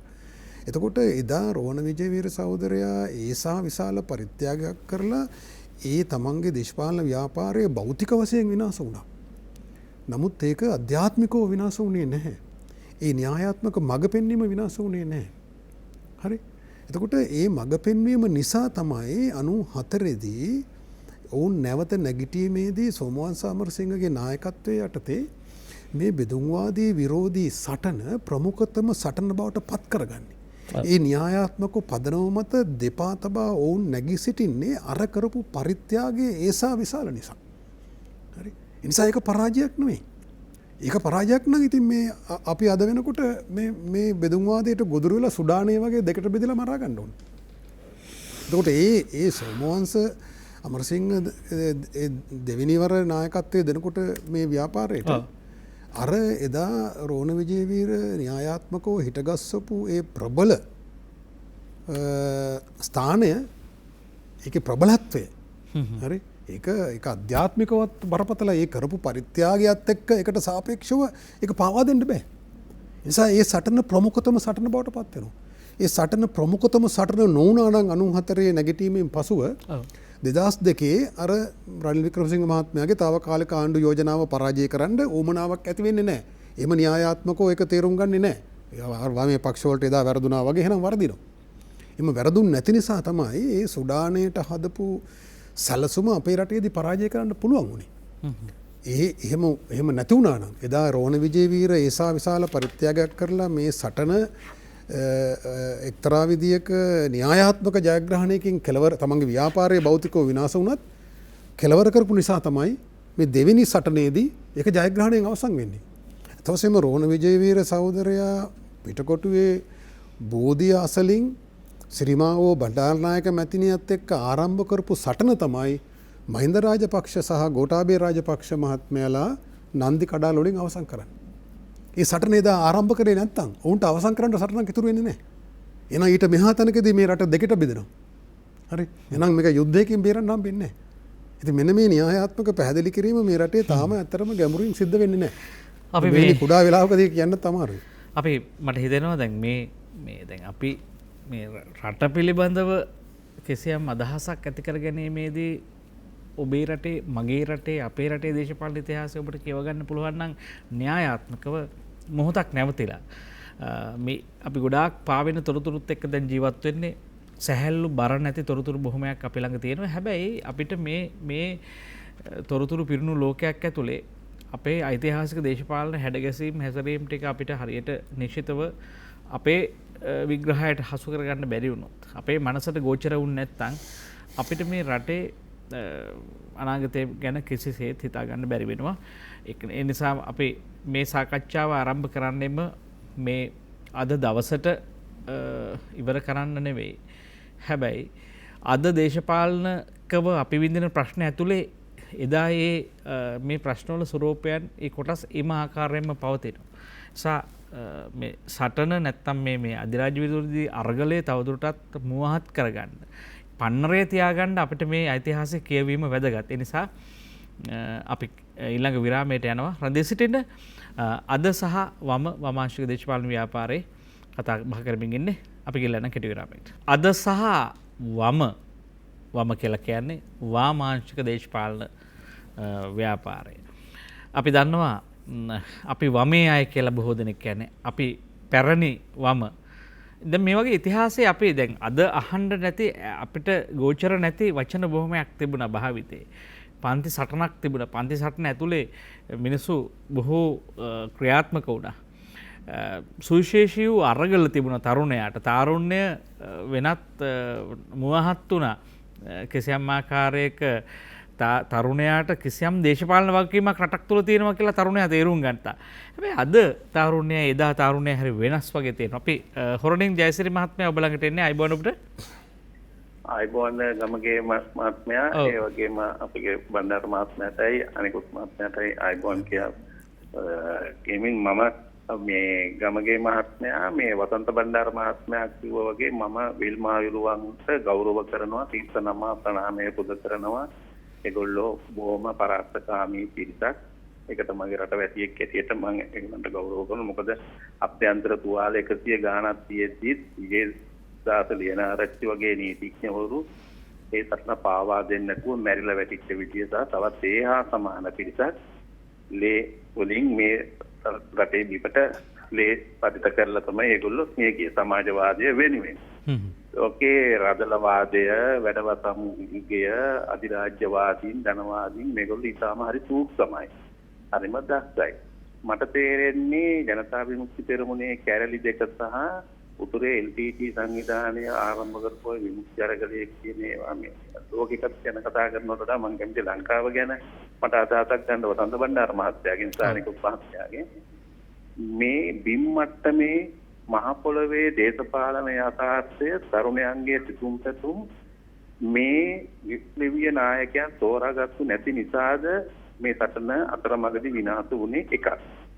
මොකද ජනතා විමුක්ති පෙරමුණේ අරගලයට වැඩි වශයෙන්ම සම්බන්ධ වුණේ උගතු. උසස් පෙළ සමත් විශ්වවිද්‍යාල ශිෂ්‍යෝ ආදි වශයෙන් බොහොම තාම සුළු ප්‍රතිශතයක්මයි ගම් මට්ටමේ තරුණයෝ හිටියේ. ඔව්.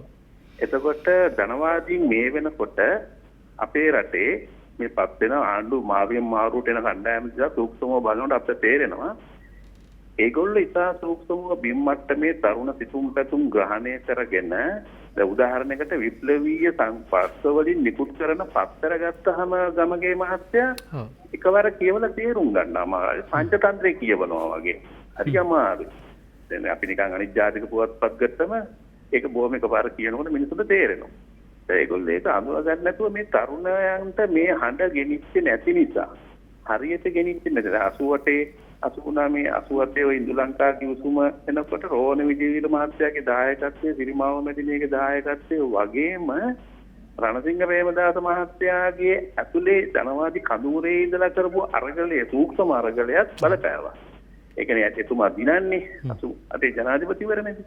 ඉතින් අපේ මේ තරුණයන්ට මේ කතා කරන්න බැරි කමද දැන් අද වෙනකොට ජනතා විමුක්ති පෙරමුණ ආසත් තුනයි. ඒගොල්ලෝ මේ න්‍යාය හරියට කියනවා කතා කරනවා. අද නම් මට තේරෙන්නේ නැහැ මොන දේශපාලනයක්ද ජනතා විමුක්ති පෙරමුණේ දෝලණය වෙන්නේ කියන එක. මේ බිම්මට්ටමේ අයට මේක කියපුනේ දැන් ලෙනින්ගේ පිළිරුව කලල ඇදගෙන යන්නේ සමාජවාදයේ රාවඩපු මිනිස්සුමයි. ඒ පරම්පරාවෙන් එන අය. ඊබාවේ අයියා මල්පිට දීලා යනවා. චීනේ අද වෙනම ආර්ථිකයක් එක්ක විවෘත ආර්ථිකෙත් එක්ක යනවා සමාජවාදයේ පැත්තකට විසික් කරනවා. දැන් අපි වම අද මේ වෙනකොට මේ ධනවාදී කඳවුරුත් එක්ක යම් සූක්ෂම දේශපාලන වලට ගිය නිසා කඳවුරු වලට එකතු වෙච්ච නිසා නේද අද ලාංකීය වම කියන සංකල්ප තරුණයන් නිලිහිලා ගිහිල්ලා අද ඊටාම දරුණු විදියට බෞද්ධාතික සමාගම් ධනවාදීන් එක්ක එකතු වෙලා අද තරුණ පිරිසට ආයුධ ගන්න දෙන්නේ නැතුව කුඩු ගංජා වැනි දේවල් සීක්‍රියෙන් ව්‍යාප්ත කරලා මේකට මූණ දෙන්න මොකද්ද සමාජවාදී කඳවුරේ අපේ වමේ තියෙන සූදානම් විකල්පය. ඒක තමයි පැහැදිලි කරගන්න ඕනේ. බොහොම ස්තුතියි ඔබට 066 22 83 689 ඔබතුමා විග්‍රහයකුත් එක්ක ඉදිරිපත් කරන්නේ. තව අමතුමකට අපි යන්නම්. මතුකුමටයි අපි යන්නේ අනිල් මහත්මයා ඔබටයි කතා කරන්නේ අයබෝන්. අනිල් මහත්මයා අයබෝන්. හෙලෝ අයබෝන්. අයබෝන් අනිල් මහත්මයා ඔබ සම්බන්ධ වෙලා කතා කරන්නේ. මට පොඩි ප්‍රශ්නයක් තියෙනවා දැනගන්න. ඔව්. අයබෝන් ඇහෙනවද? ඇහෙනවා ඔබතුමා සම්බන්ධ වෙලා ඉන්න ප්‍රශ්නේ අහන්න අපේ. ඔව් right. මේකයි දැන් ජයිතේ දේශපාලන ව්‍යාපාරය හරහා විශාල මේ දේපල ප්‍රමාණයක් මේ විනාශ වුණානේ. ඔව්. විනාශ වුණා හරි විනාශ කරා හරි එහෙම එකක් වුණා කියලා කියනවා. උත්තර බස් ප්‍රමාණයක් පිච්චු වගේ මෙහෙම කියනවා. ඔව්. දැන් අදටත් දේශපාලන මේ ඔය පාර්ලිමේන්තුවේ මම දකිනවා ඒකට චෝදනා කරනවා. අදටත්. හැබැයි ඊට වඩා මේ දේපල සංහාර මේ මිනිස් සංහාර ඊට පස්සෙත් වුණා. ඒ ගැන කවුරුත් කතා කරන්නේ නැහැ. යන්නේ ඒ ගැන මට පොඩ්ඩක් මේ උත්තර දෙන්නකෝ.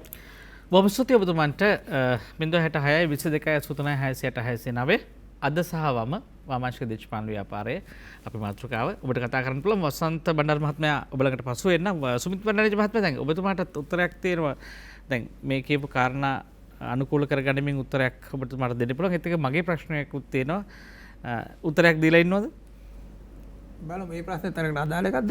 ඔව් දැන් විශේෂයෙන් මම අහන්න තියෙන්නේ දැන් මේ ඒ රාජ්‍ය මර්ධනයක් තිබුණා දැන්. විශේෂයෙන් වාමාංශික දේශපාලන ව්‍යාපාරයට වමේ පක්ෂවලට බරපතල රාජ්‍ය මර්ධන වැඩපිළිවෙලක් තිබුණා. එදා පුවත්පත් කියවපුවාම සමස්තයේ ජාතික පුවත්පත්වල එදා එවකට ආණ්ඩුවේ තිබුණු පුවත්පත් සමස්තයම දැඩිව විවේචනය කරන වාමාංශික දේශපාලන ව්‍යාපාරය. දැඩි පහර ගැහින් ලක් කරනවා.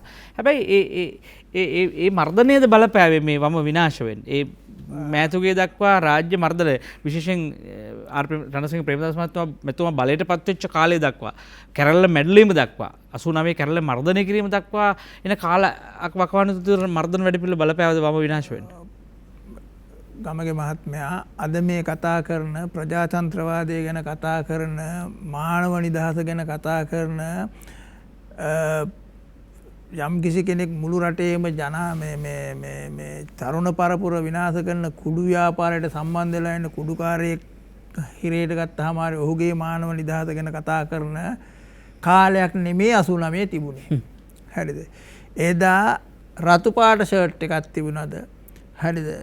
විප්ලවය ගැන කියන පෙරලිය ගැන ගම් පෙරලියක් තියාගත්තු පුද්ගලයාවත් අරගෙන ගිහිල්ලා මරපු පාරවල් දිගේ ගෑවිලා හරි එහෙම දේශපාලනයක් කරනවා කිව්ව ප්‍රසිද්ධිය අරගෙන ගිහිල්ලා ප්‍රසිද්ධියේ මරලා දාපු අහිංසක ගෙදර හිටපු සමහරලාට එක්කෙනෙක් සම්බන්ධ වෙලා හිටින මුළු පවුලේම හිටපු අහල පහල අයත් එක්ක ගිහිල්ලා මරලා දාපු එම මරණය සඳහා පොලිස් කාර්යාංගයේ එම කණ්ඩායම් වල හිතුමතේට කිසිම වග විභාගයකින් තොරව පාරවල් දිගේ මරලා ටයර් දාලා පුච්චපු ලොගයක්.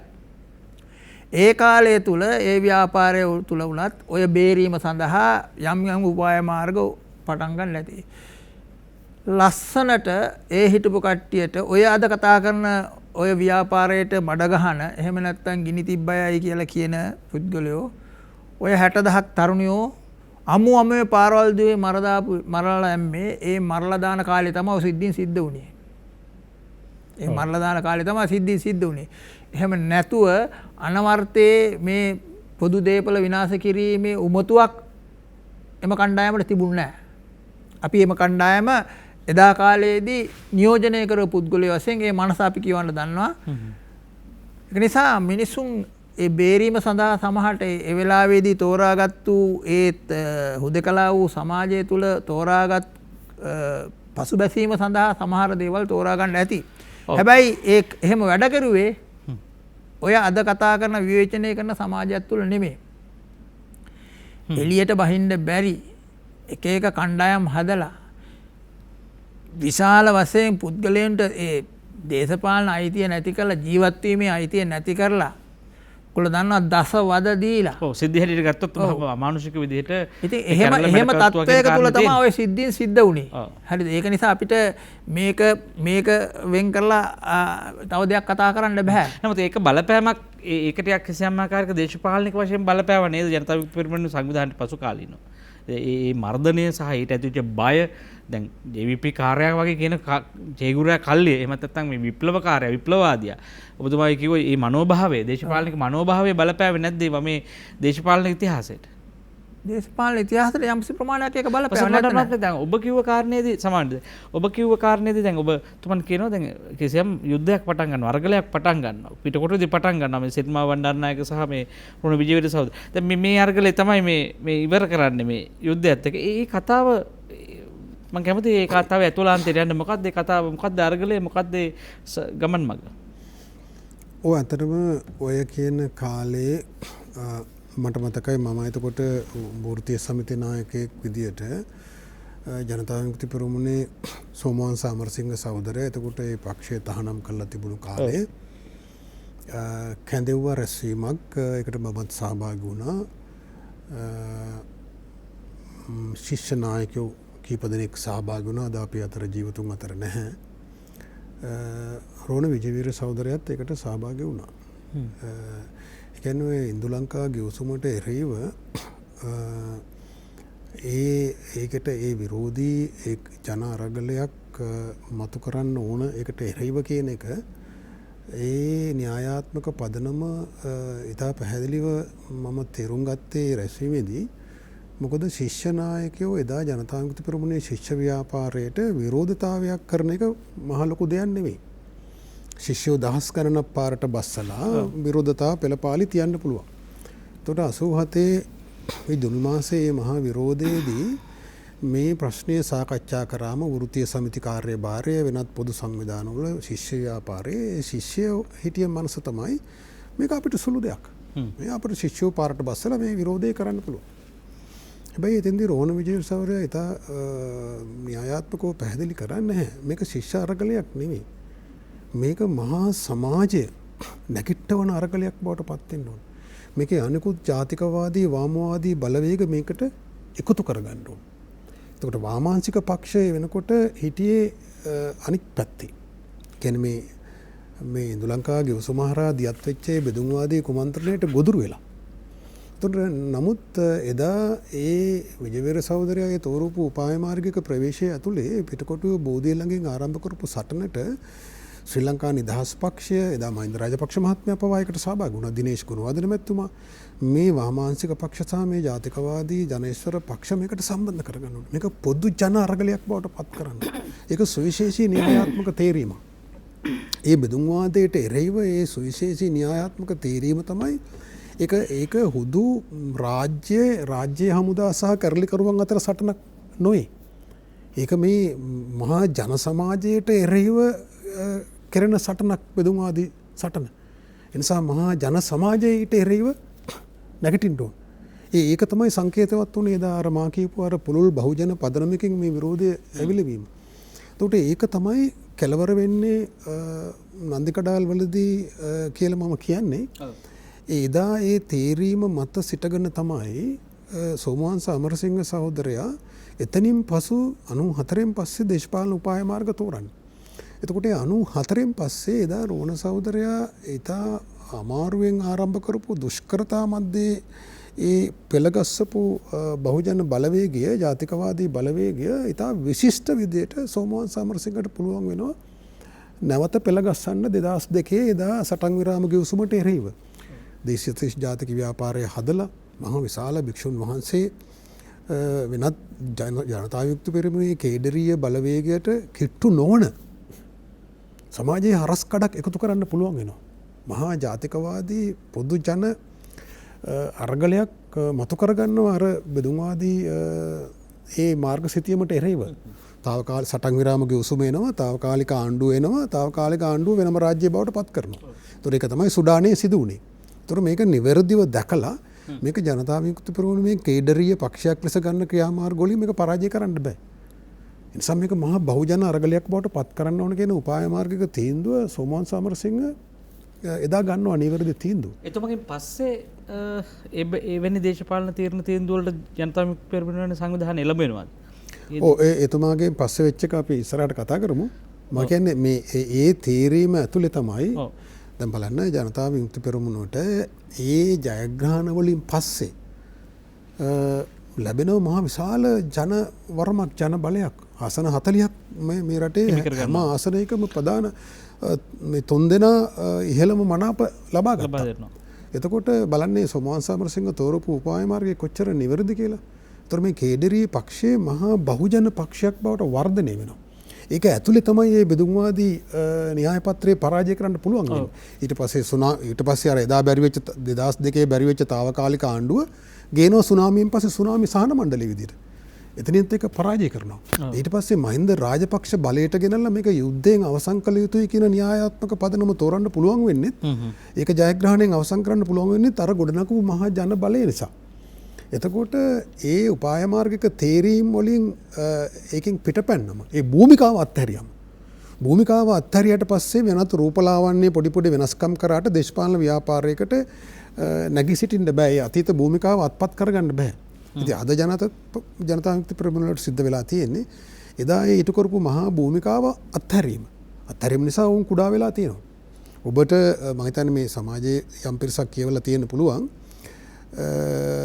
නෝවේ රාජ්‍යයේ නොරාඩ් කියන ආයතනය 2010 වුන්ගේ අධ්‍යයනය පටන් ගන්න යුද්ධයෙන් ඔවුන් පරදුනාට පස්සේ බෙදුම්වාදීන් පරදුනාට පස්සේ මේ ජනතාව ජයග්‍රහණය කරයන් පස්සේ මේ නෝවේජියන්ස්ලා තමයි මේ සුඩානයේ බෙදුවා වගේ ලංකාව බෙදන්නේ න්‍යායාත්මක සැලසුම මාර්ගසිතියම සකස් කරන්නේ. ඔවුන් සොයා බලනවා ඔවුන්ට සුඩානයේ බෙදා වෙන් කරන්න පුළුවන් වුණා ශ්‍රී ලංකාව බැරි වෙනවා. ඒ අයි කියලා. ඒ අධ්‍යයනය පෝන්ස් ඔෆ් පීස් කියලා පිටු 80 ගානක් තියෙන වාර්තාවක් සාමයේ ඉත්තෝ කියලා. ඒක එංගලන්තයේ මහාචාර්යවරු 5 දෙනෙක් ලන්ඩන් විශ්වවිද්‍යාලයේ විශාල මුදලක් ගෙවලා තමයි අධ්‍යයනය කරන්නේ. ඒක රාජ්‍ය නොවන සංවිධාන වලට ඒගොල්ලෝ වියදම් කරලා කරපු දේවල් වල මොකද්ද වරද උනේ? කොතනින්ද මේක වැරදුනේ? වැරදීම හොයාගන්නේ වැරද්ද නිවැරදි කරන්නනේ. එතකොට ඒ වාර්තාවේ ඉතා පැහැදිලිව කියනවා ප්‍රධාන සාධක ප්‍රමාණයක් ඔවුන් පරදින්න. එකක් තමයි ප්‍රධාන වශයෙන්ම එදා ඒ ජනතා විමුක්ති පෙරමුණ ඉටු කරපු මේ බහුජන භූමිකාව. ඔවුන් කියනවා ජනතා විමුක්ති පෙරමුණ කුඩා කේඩිරිය පක්ෂයක් ලෙස තිබිලා මේ මහා බහුජන ව්‍යාපාරයක් බවට පත්වීම තුළ තමයි මේ ඔවුන්ගේ මාර්ගසිතියම පරාජයට පත්වෙන්නේ. ඔවුන්ගේ ඒ සැලසුම පරාජයට පත්වෙන්නේ කියලා ඔවුන් පැහැදිලිව ඒ වාර්තාවේ කියනවා. ඒකෙදි හෙළවරුමේ වගේ පක්ෂ ඊළඟට මේ භික්ෂුන් වහන්සේලා ප්‍රමුඛ මේ බෞද්ධ බලවේගවල නැගී සිටීමත් ඒක ජනතා විමුක්ති පෙරමුණේ මහා සටනට ඒක තල්ලුවක් බවට පත් වුණා. ඒක ඔවුන් කියනවා. ඒ අතර චන්ද්‍රිකා මැතිනිය සහ රනිල් වික්‍රමසිංහ මහත්තයා අතර තිබුණු මේ පුද්ගලික ගැටුම් ඒවා ගැනත් කියනවා. රාජ්‍ය නොවන සංවිධාන ඔවුන්ගෙන් සල්ලි අරගෙන ඔවුන් වැඩේ කළේ නැහැ. ඔවුන් ඒ සල්ලි කෑවා කියලා ඒවත් කියනවා. ඒ වාර්තාවේ බොහොම දීර්ඝ වාර්තාවක්. කරුණු 12ක් විතර කියනවා ඒගොල්ලන්ට වර්ධින්න හේතු වෙච්ච. ඉතින් මා විශ්වාස කරනවා එතනින් පස්සේ ජනතා විමුක්ති පෙරමුණ තුළ ඇතිවෙච්ච බෙදීම් සහ ඒ පිරිහීමට ලක්වීමට හේතු අපිට සොයනකොට අර වාර්තාවෙන් කියන දේත් සැලකිල්ලට ගන්න ඕන කියලා. ඒ වාර්තාවේ කියනවා මේ ජනතා විමුක්ති පෙරමුණ මෙහෙම භූමිකාවක් ඉටු කරපු නිසා තමයි ඔවුන්ට මේක අපි පරදින්නේ. අපිට සුඩානයේ කරපු දේ කරන්න බැරි වෙන්නේ. එහෙනම් ජනතා විමුක්ති පෙරමුණ විනාශ කිරීම තමයි ඔවුන්ගේ ඊළඟ සටන දිනන්න නම්. එහෙනම් මේක විනාශ කරන්න ඕන. විනාශ කරනවා කියන්නේ භූමිකාව අත්හරින්න ඕන. නැවත මර්ධනයක් කරනවා කියන එක නෙමෙයි. භූමිකාව අත්හැරියම මර්ධනයක් කළාට වඩා ගහක් කැපුවොත් දළු දානවා. හැබැයි මුල කුණු වුණාම දළු දාන්නේ නැහැ. 71 කැපුවා දළු දැම්මා. 89 කැපුවා දළු දැම්මා. හැබැයි ඊට පස්සේ මොකද කරේ මේ අය? මේ වාර්තාවෙන් ඔවුන් ඉගෙන ගන්න පාඩම මේකේ මුල කුණු කරන්න ඕන. භූමිකාව අත්හරින්න ඕන. භූමිකාව අත්හැරියම නිකම්ම මේක පුංචි වෙනවා. ඒක අධිරාජ්‍යවාදීන්ගේ මහා සැලසුමක කොටසක් ලෙස ජනතා විමුක්ති පෙරමුණ අද වෙනකොට මේ වැටි සිටින තත්ත්වයට පත් වුණා කියන එක. ඔවුන් එක්තරා විදිහක කුමන්ත්‍රණයකට ගොදුරු වුණා කියලා මම පුද්ගලිකව සැක කරනවා මේ සියලු අධ්‍යයනයන් කරාම. එදා ඊට කළ භූමිකාව ඒක මම සාක්ෂිකාරයෙක්. අද ඊට කරන භූමිකාවේ අතර තියෙන මේ මහා හිදස. දැන් ඒතර වම කියන කාරණේදී ජනතා විමුක්ති පෙරමුණම නෙවෙයිනේ. තවත් වාමාංශික පක්ෂ ගැන බොහෝ වාමාංශික නායකයෝ හිටියා. විශේෂයෙන් මට ඇමතුමකට යන්න ඉඩ දෙන්න. අයිවන් ඔබට ආනන්ද මහත්මයා කොයි පළාතෙන්ද? නෑ මම මේ නන්දන මහත්මයා දූණගහ ගල්මුකලන්නේ. ඔව් කතා කරමු. මහත්මයා මෙහෙමයි 94 ඒ කියන්නේ දීසනෙන් පස්සේ 94 නැවත පිවිදීමේ ඉඳලා මම සෑහෙන කාලයක් ජනතා විමුක්ති පෙරමුණට සම්බන්ධ වෙලා හිටියා. අදටත් මේ මතවාදී ඉන්නේ අපි දැක්ක ඇත්තම කිව්වා පිටල් කට්ටෝ වාගේ ඒ වාගේ නායකයෙක්. ඒගුර වගේ නායකයෙක්. ඒ වාගේ ආණ්ඩුවක්. ඒ වාගේ විශාල මේ අනාගත රාජ්‍යයක් අනාගත මේ ඒ වගේ පරමාදර්ශී රාජ්‍යයක් අපේ හිතේ තිබුණා. ඒ හැම මම හිතන්නේ ජනතා විමුක්ති පෙරමුණ පුහුණු දේශපාලනයක් නම් කරේ නැහැ. නැති නිසා තමයි 2005 රට ගැන හිතලා ජාතිය ගැන හිතලා මහින්ද රාජපක්ෂ මහත්තයාට අගමැතිකම දුන්නේ. ඊට පස්සේ 2010 දී අරගලකලේ රට ගැන හිතලා දරස්පොත් මහත්තයා ඡන්දෙ ඉල්ලන් ඉතින් පොදුවේ රට ගැන හිතුවේ. පුළුල් හැඟීමකින් වැඩ කරේ. අටු පරමාර්ථ තිබුණේ නැහැ. නමුත් ඒ හරහා බලයටපත් වෙච්ච නායකයෝ අතිශය පෞද්ගලික විදියට තමුගේ පෞල් පරම්පරාවල් ගොඩනගාගෙන තමුගේ ප්‍රතිවේප ගොඩනගාගෙන ඒ ජනතා විමුක්තියට පයින් ගැහුවා. එළෙහි ගුණ සැලකුවේ නැහැ. ඔවුන් විනාශ කරා. අර තිස්ස මහරහතන් ප්‍රාදේශ සභාව ආදර්ශමත් ප්‍රාදේශ සභාව අමුමේ කඩලා තමුගේ දේශපාලන හයිය යොදලා නැති කෙරුවා. කියන්නේ එළෙහි ගුණ නැති පාලකයෝ තමයි අධිරාජ්‍යවාදී එකතු වෙලා මේ රට විනාශ කරේ. ජනතා විමුක්තිය විනාශ කරේ. ජනතා විමුක්ති පෙරමුණේ විනාශය කියන්නේ මේ රටේ විනාශය සම්බුදු දහමේ විනාශය. ඒකයි අද කුඩුකාරයව බේබද්දෝ පාතාලේ හොරකමේ ඉහළ ඉඳලා පහළටම හොරකම රජ වෙලා මේ රට විනාශ වෙලා තියෙන්නේ. ගෝවාන විදිහට වගේ බෝධිසත්වයන් මම කියන්නේ තෙරුම් පුරන බෝධිසත්ව කියවාගේ බෝධිසත්ව මරලා දාලා විනාශ කරලා ඒ යුද්ධ දිනුවා ඒකේ එක අපූර්වයි එක සැලකීමක් තියෙනවා ජනතාවෙන් තිබුණුට නෑ ඒක එක පුද්ගලෙක් ගිනුමට දාලා සරත් පොන්සේක මහත්තයා වැලිකඩ ගිහිල්ලා දැම්ම මේ උච්ච සැලකීම බලද්දී අපි ජනතාවෙන් තිබුණුට ඒකේ කලගුණයක් නොදැක්වීම ගැන පුදුම වෙන්නේ නෑ මේ වගේ අම්මන්න උච්ච පාලකයෙක් ටික රටක ජීවත් වෙන එක මට නම් පිළිකුල් මාත්‍යා මම අද හිතන්නේ මෙච්චරයි මම මේ කරුණාවෙන් කියන අද හිතන්නේ අපිට රට හදන්න බෑ අපිට ලෝකේ හදන්න බෑ බුදුරජාණන් වහන්සේගේ ධර්මය අනුව අපි හැදිලා මේ ජරා සමාජයෙන් අයින් වෙලා නිවන් මගට යන එක තමයි කරන්න තියෙන්නේ මේ රටවල් හදන්න බෑ මේ වලපල්ලට යන කුච්ච පාලකයන් රටවල් බොහොම ස්තුතියි බොහොම ස්තුතියි ඔබතුමන්ට අපේ ක්‍රියාකාරී දේශපාලනයක් කරන බොහෝ දෙනෙකුට අවසානයේ කලකිරීමක් ඉතුරු වෙලා තියෙනවා එනිසා ඔබතුමාට විතරක් නෙමෙයි සංවේදනා බොහෝ දෙනෙකුට තියෙනවා 066 22 83 69 ඔබට අපි ආරාධනා කරනවා සුමිත් මහත්මයා ඔබ ළඟට එන්න දැන් බොහෝ දෙනෙක් කතා කරනවා ඇයි වමට වැරදෙන්නේ කියලා දැන් වම කියන්නේ ජනතා විමුක්ති පෙරමුණ විතරක් නෙවෙයි තවත් සෙසු පක්ෂ හිටියා දැන් අපි ඉතිහාසයේ දුට වාසුදේව නානායක්කාර වැනි චරිත ගත්තාම මේ වගේ මෙතුමා දැන් අපි එවැනි චරිත ඔක්කොම සියල්ලම අද ඒ ගෙවල් අතහැරලා ඇවිල්ලා මේ දක්ෂිණාංශික මේ ධනවාදී පක්ෂය ඇතුලේ කණ්ඩායම් කල්ලි හදාගෙන ඉන්නවා. ඒකට ඒ කට්ටිය කියනවානේ අපි තාම වමේ ඉන්නවා කියලා. අපි තම පරිණි වමේ හිටපු කණ්ඩායම කියලා තියෙනවා. අපි 71 කණ්ඩායම කියනවා. හැබැයි ඒ තින්නේ මේ පැත්තේ. මොකද්ද මේ වෙනස? මොකද්ද මේ හඳුනා ගැනීම? මොකද්ද මේ ඒක මම දකින්නේ එහෙමයි. දැන් පුද්ගලයෙක්ගේ ජීවිතයේ හෝ ආයතනයක ජීවිතයක් ප්‍රමාණයක් තියෙනනේ කාලයක් කාල පරාසයක් තියෙනවානේ. ඒතර දැන් එක්කෝ පුද්ගලයෙක් යම්සි දෙයක් බලාපොරොත්තුවෙන් කරන සටනක හෝ අරගලයක සමස්ත අරගලයේ ජයග්‍රහණය කිරීම සඳහා පෙනී සිටිලා අවසන් කරන්න ඕන. එහෙම නැත්නම් පෙරදුණු හෝ අර්ධව ජයග්‍රහණය කරපු අරගලයක එහෙම නැත්නම් පසුබෑ පුද්ගලයෙකුට අර මහත්මයා කිව්වා වගේ සියල්ල අතහැර දාලා පැත්තකට වෙලා ඉන්න පුළුවන් එකක්. එහෙම නැත්නම් තමන් ජීවත් වෙන්නේ තව බොහොම කොටි කාලයයි. ඒ කාලය තුල තමන් විශ්වාස කරපු දේ සියල්ල සාක්ෂාත් කරගන්න බැරි වුණත් යම්කිසි කොටසක් හෝ බලපෑමක් කරලා කරගත හැකියි කියලා හිතන කට්ටිය යම්කිසි ප්‍රමාණයක් ඇති. තව කට්ටිය මේ සියල්ල අතහැරලා දාලා වනගත වුණා අර මහත්තයා කිව්වකට. තව කට්ටිය සුළු කොටසක් ඇති නෑ. ඉතින් මේක කරන්න බෑ. දැන් අර මහත්තයා කියනවා මේක කරන්න සර්වලෝක සත්‍යයන් ධර්මතාවයන් පිළිබඳව කතා තියෙද්දි ඇයි වැරදුනේ එහෙම උනේ ඇයි මිනිස්සු දෙන්න තල්ලු වෙන්නේ අපිට තාම කිව්වේ ඔතුමාගේ ප්‍රශ්නය ඇහුවේ මේ ඇයි මෙහෙම වෙලා ඉන්නේ කියලා. මං කිය මේක එක කණ්ඩායම් ඉන්න පුළුවන්. ඒ වගේම එක කණ්ඩායම් සමහර කණ්ඩායම් කියලා නම් දැන් මේක කරන්න පුළුවන් කෙලියක් නෙමෙයි මේක කල හැකි දෙයක් නෙමෙයි මේක මරදණයෙන් හෝ මරණයෙන් ඉවර වෙන්නේ මේක මගේ ජීවිත කාලය තුල මේක ඉවර කරන්න බෑ. ඒකින්ද අරව අතහැරලා අපිත් ඒ තියෙන විදිහට කාලා බීලා ඉඹු කියලා එහෙම කොටසකුත් ඇති.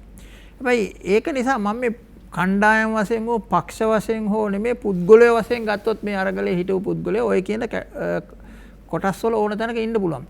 ඒක නිසා බොහෝ අය මහා අරගලය විප්ලවයේ සමහරට ජයග්‍රහණය කිරීමේ බලාපොරොත්තු ඊට මෙහා තියලා වෙලා දැන් අපි කතා කරුවා දැන් මෙතුමා මුලදීම මතක් කරුවා අපි කිව්වේ ඩිව් ගුණසේකර සහෝදරයා එතකොට මේ අපේ මහාචාර්ය තිස්ස විතාරණ වගේ අපි දන්නවා ඒ සුවිශේෂී චරිත පෞද්ගලිකව ගත්තත් බොහොම අල්පේච්ඡ ජීවිත ගතනේ ඒ දේවල් කරගෙන ඉන්න කාලය තුල මොනහරෝ මිනිහෙකුට යමක් කරන්න පුළුවන් කියලා හිතාගෙන ඒ වැඩේ කොටස කරන කට්ටිය ඉන්නවා ඇති. එහෙම නැතුව ඊටමත් කුඩා කණ්ඩායමක් තමයි ඉන්නවා නම් ඉන්නේ නෑ අර පැරණි හිතපු දේම හිතාගෙන කුඩා කණ්ඩායම් වශයෙන් ඉඳගෙන ඒගොල්ලෝ එකේ දෙරිය වශයෙන් ඔය සාකච්ඡා කරගෙන දේවල් කර ඉන්නවා. හැබැයි මේ මොනවා කතා කරුවත් මේ ගල් රෝල යනවා මේ ධනවිශ්වර ක්‍රම මේ ආණ්ඩු ක්‍රම යනවා වමේ කෙනෙක් බලයටපත් නොවුනත් තව කෙනෙක් ඇවිල්ලා මෙතන නවතිනවා නේ. ඒක තමයි මම ඉස්සෙල්ලා කතා කියනකොට කිව්වා 70 70 ආණ්ඩු කාලේ සමගි පෙරමුණ ආණ්ඩුවට ඒ පරණ වම එකතු වෙලා යමක් නොකරුවා නම් එදා ඒ සමාජවාදී ජයග්‍රහණ නොකරත් ඔවුන් කරපු දේවල් අදත් ඉතුරුලා තියෙනවා. ඒතර ධනේශ්වර ක්‍රමයේ තුල මේ තිබිච්ච ආණ්ඩු තුල ජනතා විමුක්ති පෙරමුණත් මැදිහත් වෙලා අර මෙතුමා කියපු අර සිනෝ බණ්ඩාරනායකගෙන් පටන් ගත්ත තැන ඉඳන් ජනතාවට ලබා දුන්නු බොහෝ දේවල් තියෙනවා.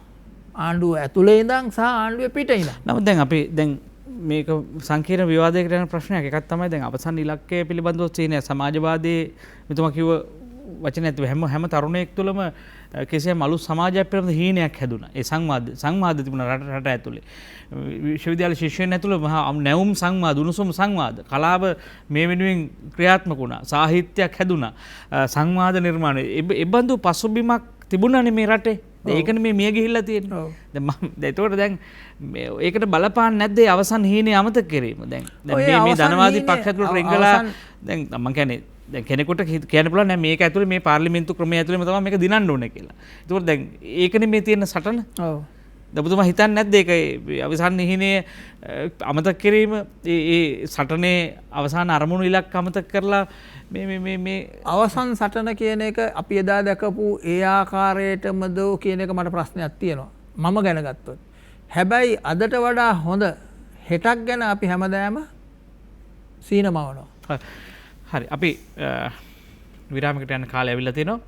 හැබැයි හැමෝම කලකිරිලා ආපහු මේ සංසාරය කෙටි කර ගැනීමේ මාවත හරි වැදගත්. නමුත් මේ අපි නමින් උපදින අයට මේ රට ටිකක් මීට වඩා හොඳ තැනකට අරගෙන යෑමේ නිදහස් අරගලයක් තියෙනවා කියලා අපි තාම හිතනවා. ඒ අරගලයට පනපවන්නේ පන්නර දෙන්නේ කවුද? එවැනි විරුවොන් අද ඉන්නවද? අද වමට මොකද වෙලා තියෙන්නේ? පැහැදිලි වමක් තියෙනවද? වමේ සෙසු පක්ෂවලට මොකද වෙලා තියෙන්නේ? වෘත්තීය සමිති අරගල කොහෙටද ගමන් කරලා තියෙන්නේ? විශ්වවිද්‍යාල ශිෂ්‍ය සංගම්, ශිෂ්‍ය ව්‍යාපාර කොහෙටද ගමන් කරලා තියෙන්නේ? අපි හැම තැනකම තිබුණා අරගලයක්. හැම තැනකම තිබුණා සටනක්. ඒ සටන් වලට මොකද වෙලා තියෙන්නේ? සටන් කොහෙටද ගිහිල්ලා තියෙන්නේ? වමටද දකුණටද? අපි දන්නේ නැහැ. අපි මේවට උත්තර හොයාගන්න ඕනේ. අපි ගිහිල්ලා යන විරාමයකට. මේ නව දේශපාලන මානයක් පිළිබඳව අදහසක් අවශ්‍යයි. හැබැයි මේ පැරණි ලෝකයේ විනාශ කරලා අලුත් ලෝකයක් හදන එක සම්බන්ධව අපිට තියෙන්නේ අවශ්‍යතාවයක් වුමනාවක්. අරගලය කියන්නේ අපේ ජීවිතේ කොටසක්. හැම මිනිහෙක්ම හැම කෙනෙක්ම මේ සටන් බිමේ ඉන්න කෙනෙක්. ඒකට එයාට එතුමට එතුමියට වගකීමක් තියෙනවා. සහෝදරයට සහෝදරියට වගකීමක් තියෙනවා. මේ රටේ හෙට දවස වෙනුවෙන් න්‍යාය සහ භාවිතය ඉස්සරහට ගෙන යන්න. ඒකට අපිට තිබුණු වාමාංශික දේශපාලන ඉතිහාසයේ බරක් තිබුණා. හැබැයි අද ඒ ස්වරූපේ තියෙනවද කියලා විවාදයක් තියෙනවා. කණ්ඩායමක් කියනවා තියෙනවා කියලා කණ්ඩායමක් කියනවා නැහැ කියලා. වෛද්‍ය වසන්ත බණ්ඩාර මහත්මයා දැන් මෙතන විවාදයකුත් තියෙනවනේ. ඒකට අපිට වාමාංශික දේශපාලනයේ ඉතිහාසය දිහා අද හිටගෙන ඉතිහාසය දිහා බැලුවොත් දැන් කියන්නේ ඊටාම මහතර තිබිලා හීනි වෙච්ච ස්වරූපයක් වගේ පේනවා ඔබතුමාගේ කතාව ඇතුලේ. දැන් ඒක ඇත්තටම එහෙමද? එහෙම නැත්තම් අපි ටිකක් අපේ අරගලේ මුවහත් කරගෙන තියෙනවද අද දවසේ? අපිට වැරදිලා තියෙනවද නැත්නම් මග වරද්දගෙන තියෙනවද? ඔව් මම පළවෙනිම ඔබට අපි කලින් කිව්වා මේ වාමාංශික ව්‍යාපාරය දේශපාලන ව්‍යාපාරයක් ලෙස පවතින රික්තකයක් ඇතුළේ නෙමෙයි. ඊට එරෙහිව මඩ ගැසීමේ සිට දැන් අද වෙනකොට මේ සමාජ මාධ්‍ය දාලා හරහා ඒක බොහොම දියුණු විදිහට කරන්න පුළුවන් එදාට වඩා විශාල ഘോഷාවක් ඇති කරන්න පුළුවන් මේ සත්‍ය කතා කරන්න සමාජයේ තියෙන ඉඩ අහුලන්න අඩු කරන්න විවිධ ජනමාධ්‍ය හරහා විවිධ ഘോഷාවන් ඇති කිරීමේ ඉඩ අද එදාට වඩා වැඩි. එතකොට මේ සමාජ ව්‍යාපාරය පවතින රික්තකයක නෙවෙයි කියලා මා කිව්වා. ඊට එරෙහිව මේ අධිරාජ්‍යවාදී මේක ද්වන්ද සටනක්. මේ අධිරාජ්‍යවාදී බලවේග විවිධ මනෝවිද්‍යාත්මක උපක්‍රම මර්ධනයේ සිට තුවක්කුවේ සිට විවිධ දියුණු මනෝවිද්‍යාත්මක උපක්‍රම මේකෙදි භාවිත කරනවා. එතකොට සමාජ ව්‍යාපාරයක වැටීම ඒ නායකත්ව භූමිකාව සමාජයෙන් අයින් වුණාම සමාජයේ බරපතල වැටීමකට ලක් වෙනවා. දැන් අපිට පොඩි උදාහරණයක් ගත්තොත් අපි විශ්වවිද්‍යාලයේ හිටපු කාලේ ගත්තොත් එහෙම අද කාලේ අපේ දරුවෝ විශ්වවිද්‍යාලේ ඉඳලා අපිට කියනකො දේවල් අහපුවම අපිට ඒක අහසයි පොළොවේ වගේ දැනෙනවා. දැන් එදා විශ්වවිද්‍යාලයේ හිටියා අසාධාරණට විරුද්ධව සටන් කරන පන්ති තහනම් කරත් මොනවා වුණත් දැනුත් එහෙම ඉන්නව වෙන දේවල් කරලා. එතකොට යම් බැච් එකක් ගත්තත් යම් කණ්ඩායමක් ගත්තත් ඕන වෙලාවක අන් අය වෙනුවෙන් පෙනී සිටින කෙනෙක් හිටියා, නායකත්වය දෙන කෙනෙක් සිටියා. එහෙම නායකත්ව ගුණාංග වැඩෙන පරිසරයක් තිබුණා. එතකොට එහෙම ඒ සටන් ඇතුලේ විවිධ ඉගෙන ගැනීමෙන් ඒ තමන්ගේ දැනුම සහ සටන්කාමීත්වය වර්ධනය වෙන යම් ඉඩක් තිබුණා එදා. ඒතර අද ඒකට නායකත්වය දෙන ව්‍යාපාරයක් තිබු නිසා. ඒතකොට මේ ව්‍යාපාරය ශින වෙනකොට ව්‍යාපාරයේ වැටීමත් එක්ක අර ඒ ක්‍රියාකාරීත්වයත් අහෝසි වෙලා යන ක්‍රමයෙන් ඒකක්. අනික් පැත්තෙන් බොහොම සූක්ෂම මනෝවිද්‍යාත්මක උපක්‍රම හරහා මේක ආපසු හැරවීමේ මේ සමාජයේ කැලේ අරන් යාමේ මොළ සුද්ධ කිරීමේ ක්‍රියාන්විතය මේ අද වෙනකොට මේ ජනමාධ්‍ය හරහා විශාල වශයෙන් ඒක සිද්ධ වෙනවා.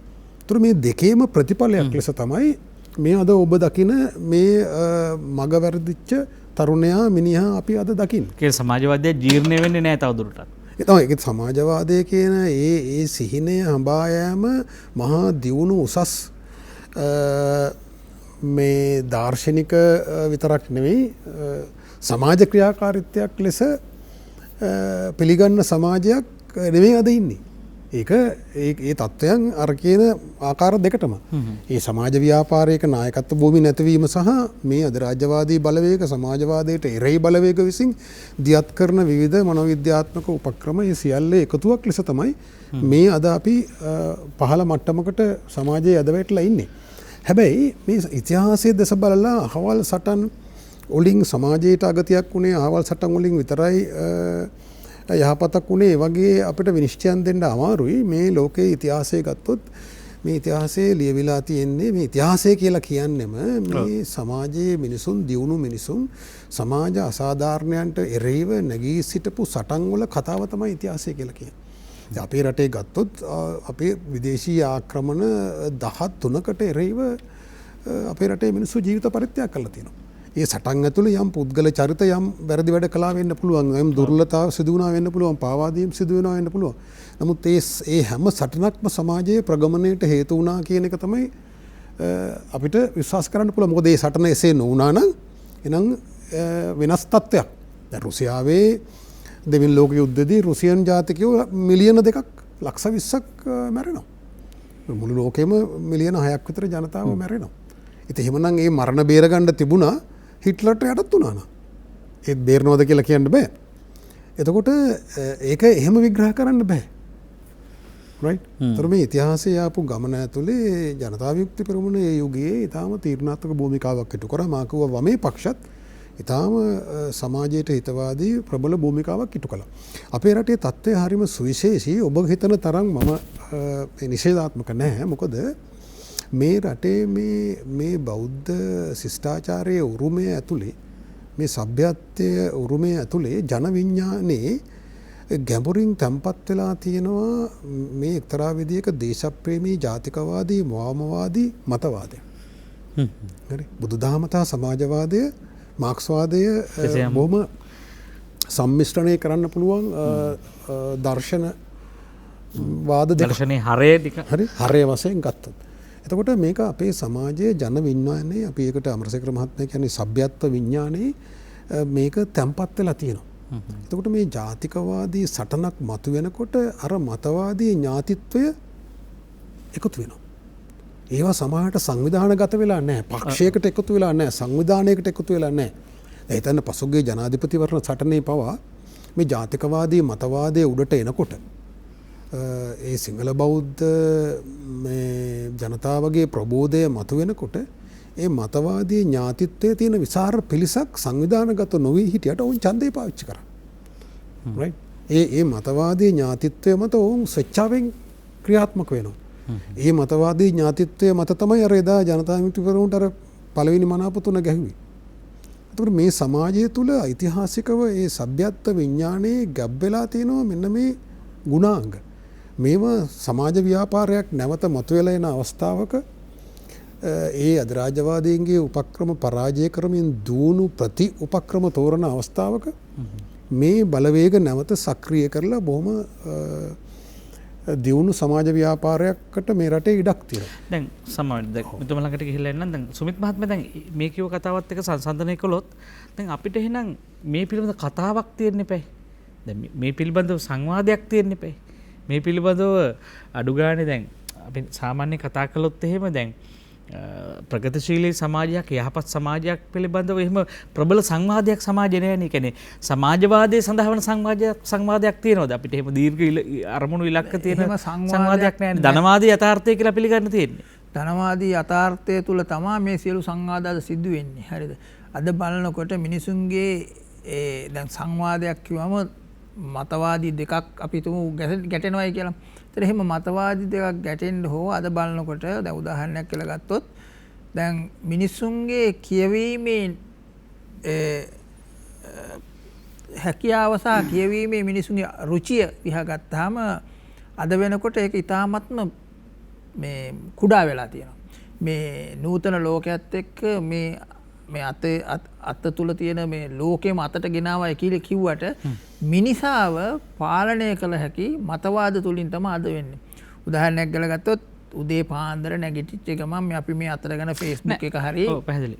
මම මේ කියන්න ගියේ ඒක නිසා මතවාදමේ වශයෙන් ජයග්‍රහණය කරලා තියෙන්නේ මේවා අමතක කිරීමේ සහ මේවා යට කිරීමේ මතවාද. මිනිහා පුංචි කරලා තියෙන්නේ. ඒක නේද ධනවාදයේ උපකරි. ක්‍රමයක් ගත්තාම සමාජවාදය කියන දේ ජීර්ණය නොවන එය සීනය සැබෑ කළ නොහැකි ධනවාදයම තමයි යථාර්ථය ඒ තමයි මේ ලෝකයේ මිහිම පවතින්නේම කියන දේනේ තහවුරු කරමින් ඉන්නේ.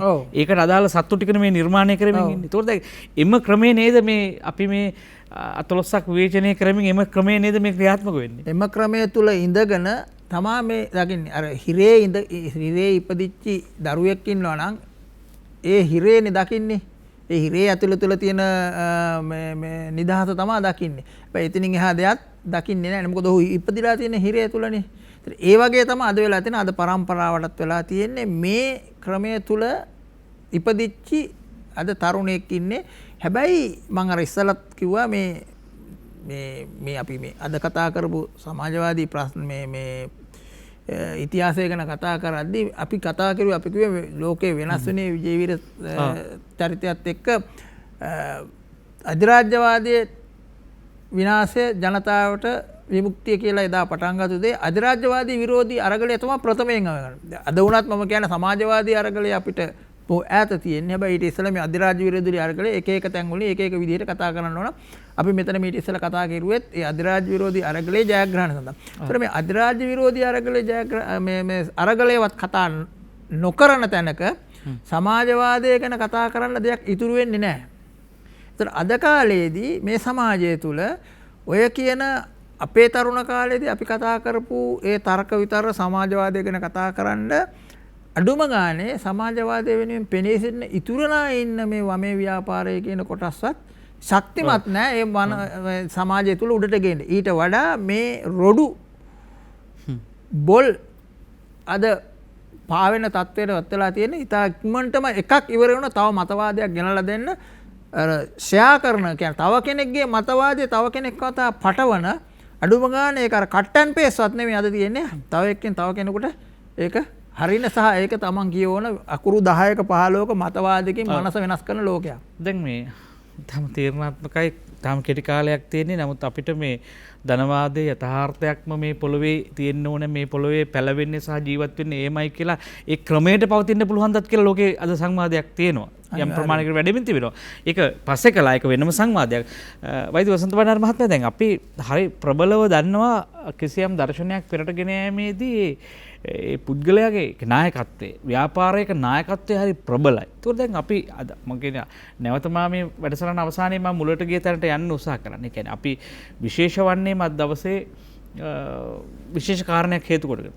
ඒකෝ දැන් රෝහණ විජේවීර වැනි කෙනෙක් මේ වාමාංශික දේශපාලන ඉතිහාසයේ මහා දැවැන්ත චරිතයක් වගේ බැලූ බැලමට පේනවා අද ඉඳලා හිටගෙන ඉතිහාසය බලපුවහම අද දවසේ ඉඳලා බලපුවහම. ඒතර මේ චරිතයේ තිබ්බ සුවිශේෂී ගුණාංගය මොනවද? වමට මේ දේශීය දැන් බොහෝ අය කියන්නේ මේ යල්පැන ගිය සමාජවාදී සංකල්ප ලංකාවට ගෙනල්ලා මේ විප්ලවයක් කරන්න හැදුවා කියලා. හැබැයි ඊට වඩා වෙනත් අර්ථකථනයක් දීලා විප්ලවයේ සංවිධානය කරපු මේ නායකයාගේ තිබ්බ සුවිශේෂී ගුණාංග මොනවද? මොකක්ද ඒ සුවිශේෂී ගුණේ? ඇත්තටම රෝහණ විජේවීර කියන තර්කයට අපේ රටේ සාධාරණයේ ඉටු වෙලා නැහැ කියලා මම පුද්ගලිකව විශ්වාස කරන්නේ. ඔහුගේ දේශපාලන ඒ ක්‍රියාන්විතයත් ඔහුට ඒ ක්‍රියාන්විතය තුළදී ඔහුට නීත්‍යානුකූලව දේශපාලනය කරන්න හම්බුනේ ඊටාම කෙටි කාලයක්. ඔහු තහනම් කරපු තත්ත්වයන් යටතේ තමයි මර්ධනයට ලක්වෙමින් තමයි ඔහුට දේශපාලනය තෝරන්න සිද්ධ වුණේ. ඒතර ඒ නිසා මේ සමාජයට ඔහුගේ සම්පූර්ණ විභවය දකින්න පුළුවන් වුණේ නැහැ. ඒ තහනම් කරපු තත්ත්වයන් යටතේ ඔහුව කිට්ටුවෙන් ඇසුරු කරපු අයට ඔහුගේ යම් භාවිතාවන් සහ ගුණාංගයන් දැනගන්න පරිශීලනය කරන්න අවස්ථාව ලැබෙනවා. ඉතින් මටත් එක්තරා විදියක දුර්ලභ අවස්ථාවක් ලැබුණා. ඒ දුෂ්කර අවධියක ඔහුව ඇසුරු කරන්න අවස්ථාවක් ලැබුණා. ඉතින් මිනිස්සෙගේ දුෂ්කරම වෙලාවක තමයි ඔහුගේ සැබෑ ගුණය දකින්න පුළුවන් වෙන්නේ. ඉතින් මා දකින විජේවීර කියන චරිතය ඊටාම දියුණු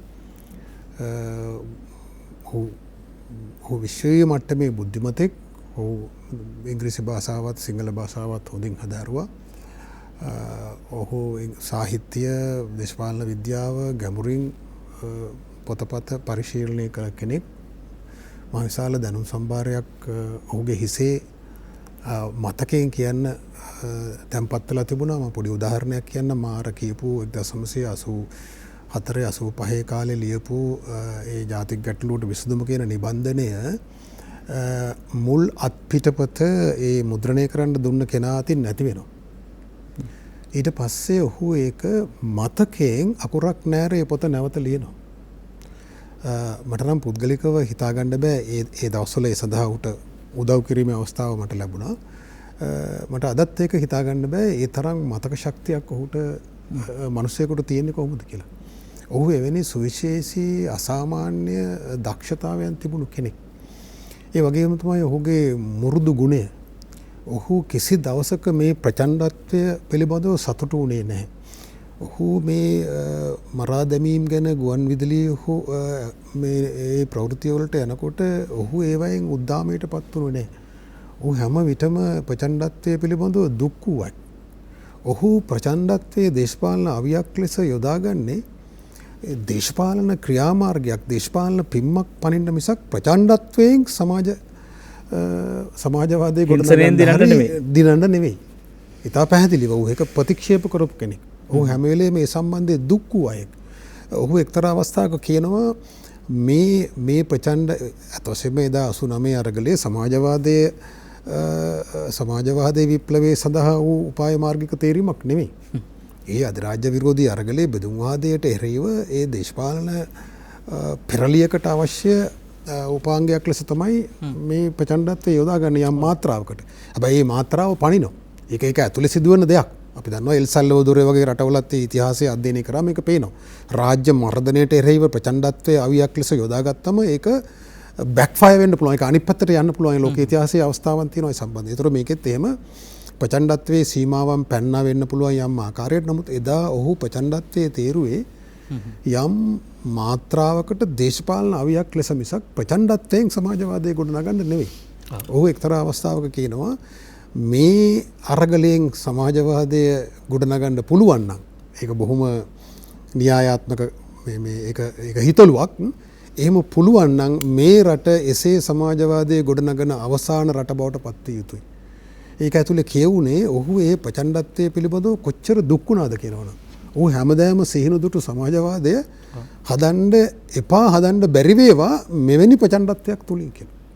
ඒ තරම් ඔහු ඒ ප්‍රචණ්ඩත්වයේ පිළිබඳව දුකටපත් වුණා. ඒවා එළිය සමාජයේ බොහෝ දෙනෙක් දන්නේ නැති අය ඔහු සම්බන්ධ ඒ චරිතය පිළිබඳව ඒවා ඉතිහාසයේ යම් කෙනෙක් ලියන්න පුළුවන් නොලියන්නත් පුළුවන්. ඒතර මා විශ්වාස කරනවා මේ රටේ බිහිවෙච්ච දේශපාලන නායකයන්ගෙන් විජේවීර චරිතය සහ සෝමවංශ චරිතය ඊටාම සුවිශේෂී. ඔවුන් මේ රටේ විශාල හැරවුමක් කළා. මේ රටේ ඉරණම වෙනස් කරපු චරිත.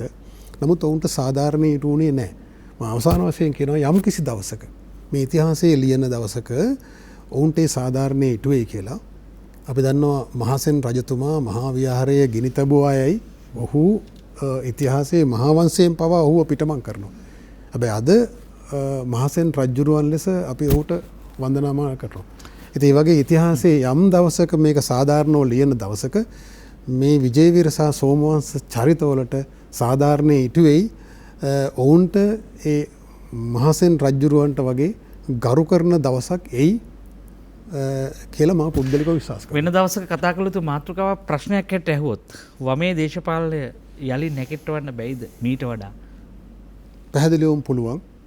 මේ ඉතිහාසයේ පහත්වීම් ලෝකයේ හැම රටකම මේ ආපු ගමන් මගේ දකින්න පුළුවන් ඕ දෙයක්.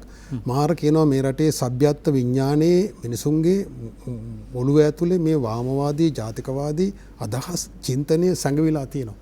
ඒක දේශපාලන ව්‍යාපාරයක සැබෑ නායකත්වයේ සමග මේ අධිරාජ්‍යවාදී තෝරන උපක්‍රම වලට ප්‍රති උපක්‍රම තේරීමේදී සමාජය වෙනස් කරන්න පුළුවන්.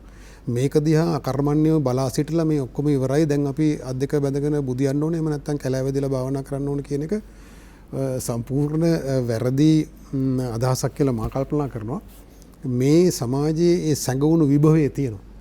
නැවත වටයකින් ජාතිකවාදී වාමවාදී බලවේග වලට නැගී සිටින්න අවස්ථාවක් තියෙනවා. ඒක හැබැයි නිකන් එන්නේ මේ අධිරාජ්‍ය විරෝධී අරගලයේ ඇතුලේ සටන ඇතුලේ මේ අධිරාජ්‍ය විරෝධී අරගලයේ විවිධ සටන් පෙරමුණු තියෙනවා. ආර්ථික සටන් පෙරමුණ, සමාජ සංස්කෘතික ආක්‍රමණ වලට එරෙහිව සටන. මේ හැම සටනකම අපි සටන් වදිනවා නම් ඒක ඇතුලේ මහජනයා ඉගෙන ගන්නවා. ඒක ඇතුලේ මහජනයාගේ සටන්කාමීත්වය මුවහත් වෙනවා. ඒක ඇතුලේ ජයග්‍රහණ ලැබනකොට ආශ්වාදය ලැබෙනවා, විශ්වාසය තහවුරු වෙනවා. එතකොට අදත් ලෝකයේ ධනපති ක්‍රමයේ කඩා වැටෙමින් ප්‍රශ්න වලට උත්තර හොයන්න බැරුව ධන ගහමින් ඉන්න අවස්ථාවක සමාජවාදී ආකල්ප වලට මතවාද වලට ඉඩකඩ වැඩි වැඩියෙන් ලැබෙන යුගයක් තමයි ඉස්සරහට එන්නේ කියලා තමයි මම කල්පනා කරන්නේ. මාක්ස්ට අනුව අපිට කියනවා මේ සබාදහම පරිසරය වෙනස් කරලා අපි ලබන හැම ජයග්‍රහණයක්ම ජයග්‍රහණයක් සේ පෙනුනට එබැගින් ඇතිවන ප්‍රතිඵල විසින් අපි ලැබපු ජයග්‍රහණය නැත්නම් මුල් ජයග්‍රහණය අහෝසි කරනවා කියලා. ඒ නිසා ලෝකයේ මෙතනින් එහාට ඉස්සරහට යන්න බෑ. පොළොව වෙනස් වෙලා, සාගර වෙනස් වෙලා, උෂ්ණත්වය වැඩි වෙලා. හේතුව ධනවාදයේ කේන්ද්‍රයේ පදනම ලාභය සහ බලය. ලාභය සහ බලය මුල් කරගත්ත ක්‍රමයකට, මේ ප්‍රාග්ධන ක්‍රමයකට තවදුරටත් ඉදිරියට යන්න නොහැකියයි විශ්වය විසින් සබාදහම් විසින් කියා සිටියේදී අපිට ආපහු මේ අපේ විරුවන් ආපහු සිහි කරගන්න වෙනවා. වමේ අර්ගලය මුවහත් කරගන්න වෙනවා. වමේ දේශපාලන කියවීමට අලුත් පන්නරයක් දෙන්නවා. නව මිනිසුන්, නව අර්ගල මිනිසුන් තනන්න වෙනවා. නව සටන් බිමක් හදන්න වෙනවා. මම හිතනවාද මේ නින්නාද ඉතිහාසයේ වැදගත්ම සාකච්ඡාවකට අපි මුල පිරුවේ ඒ තමයි අලුත් දේශපාලන පරිච්ඡේදයක් දිහා මානවවාදී ඇසකින් බලන්නේ කොහොමද අපි.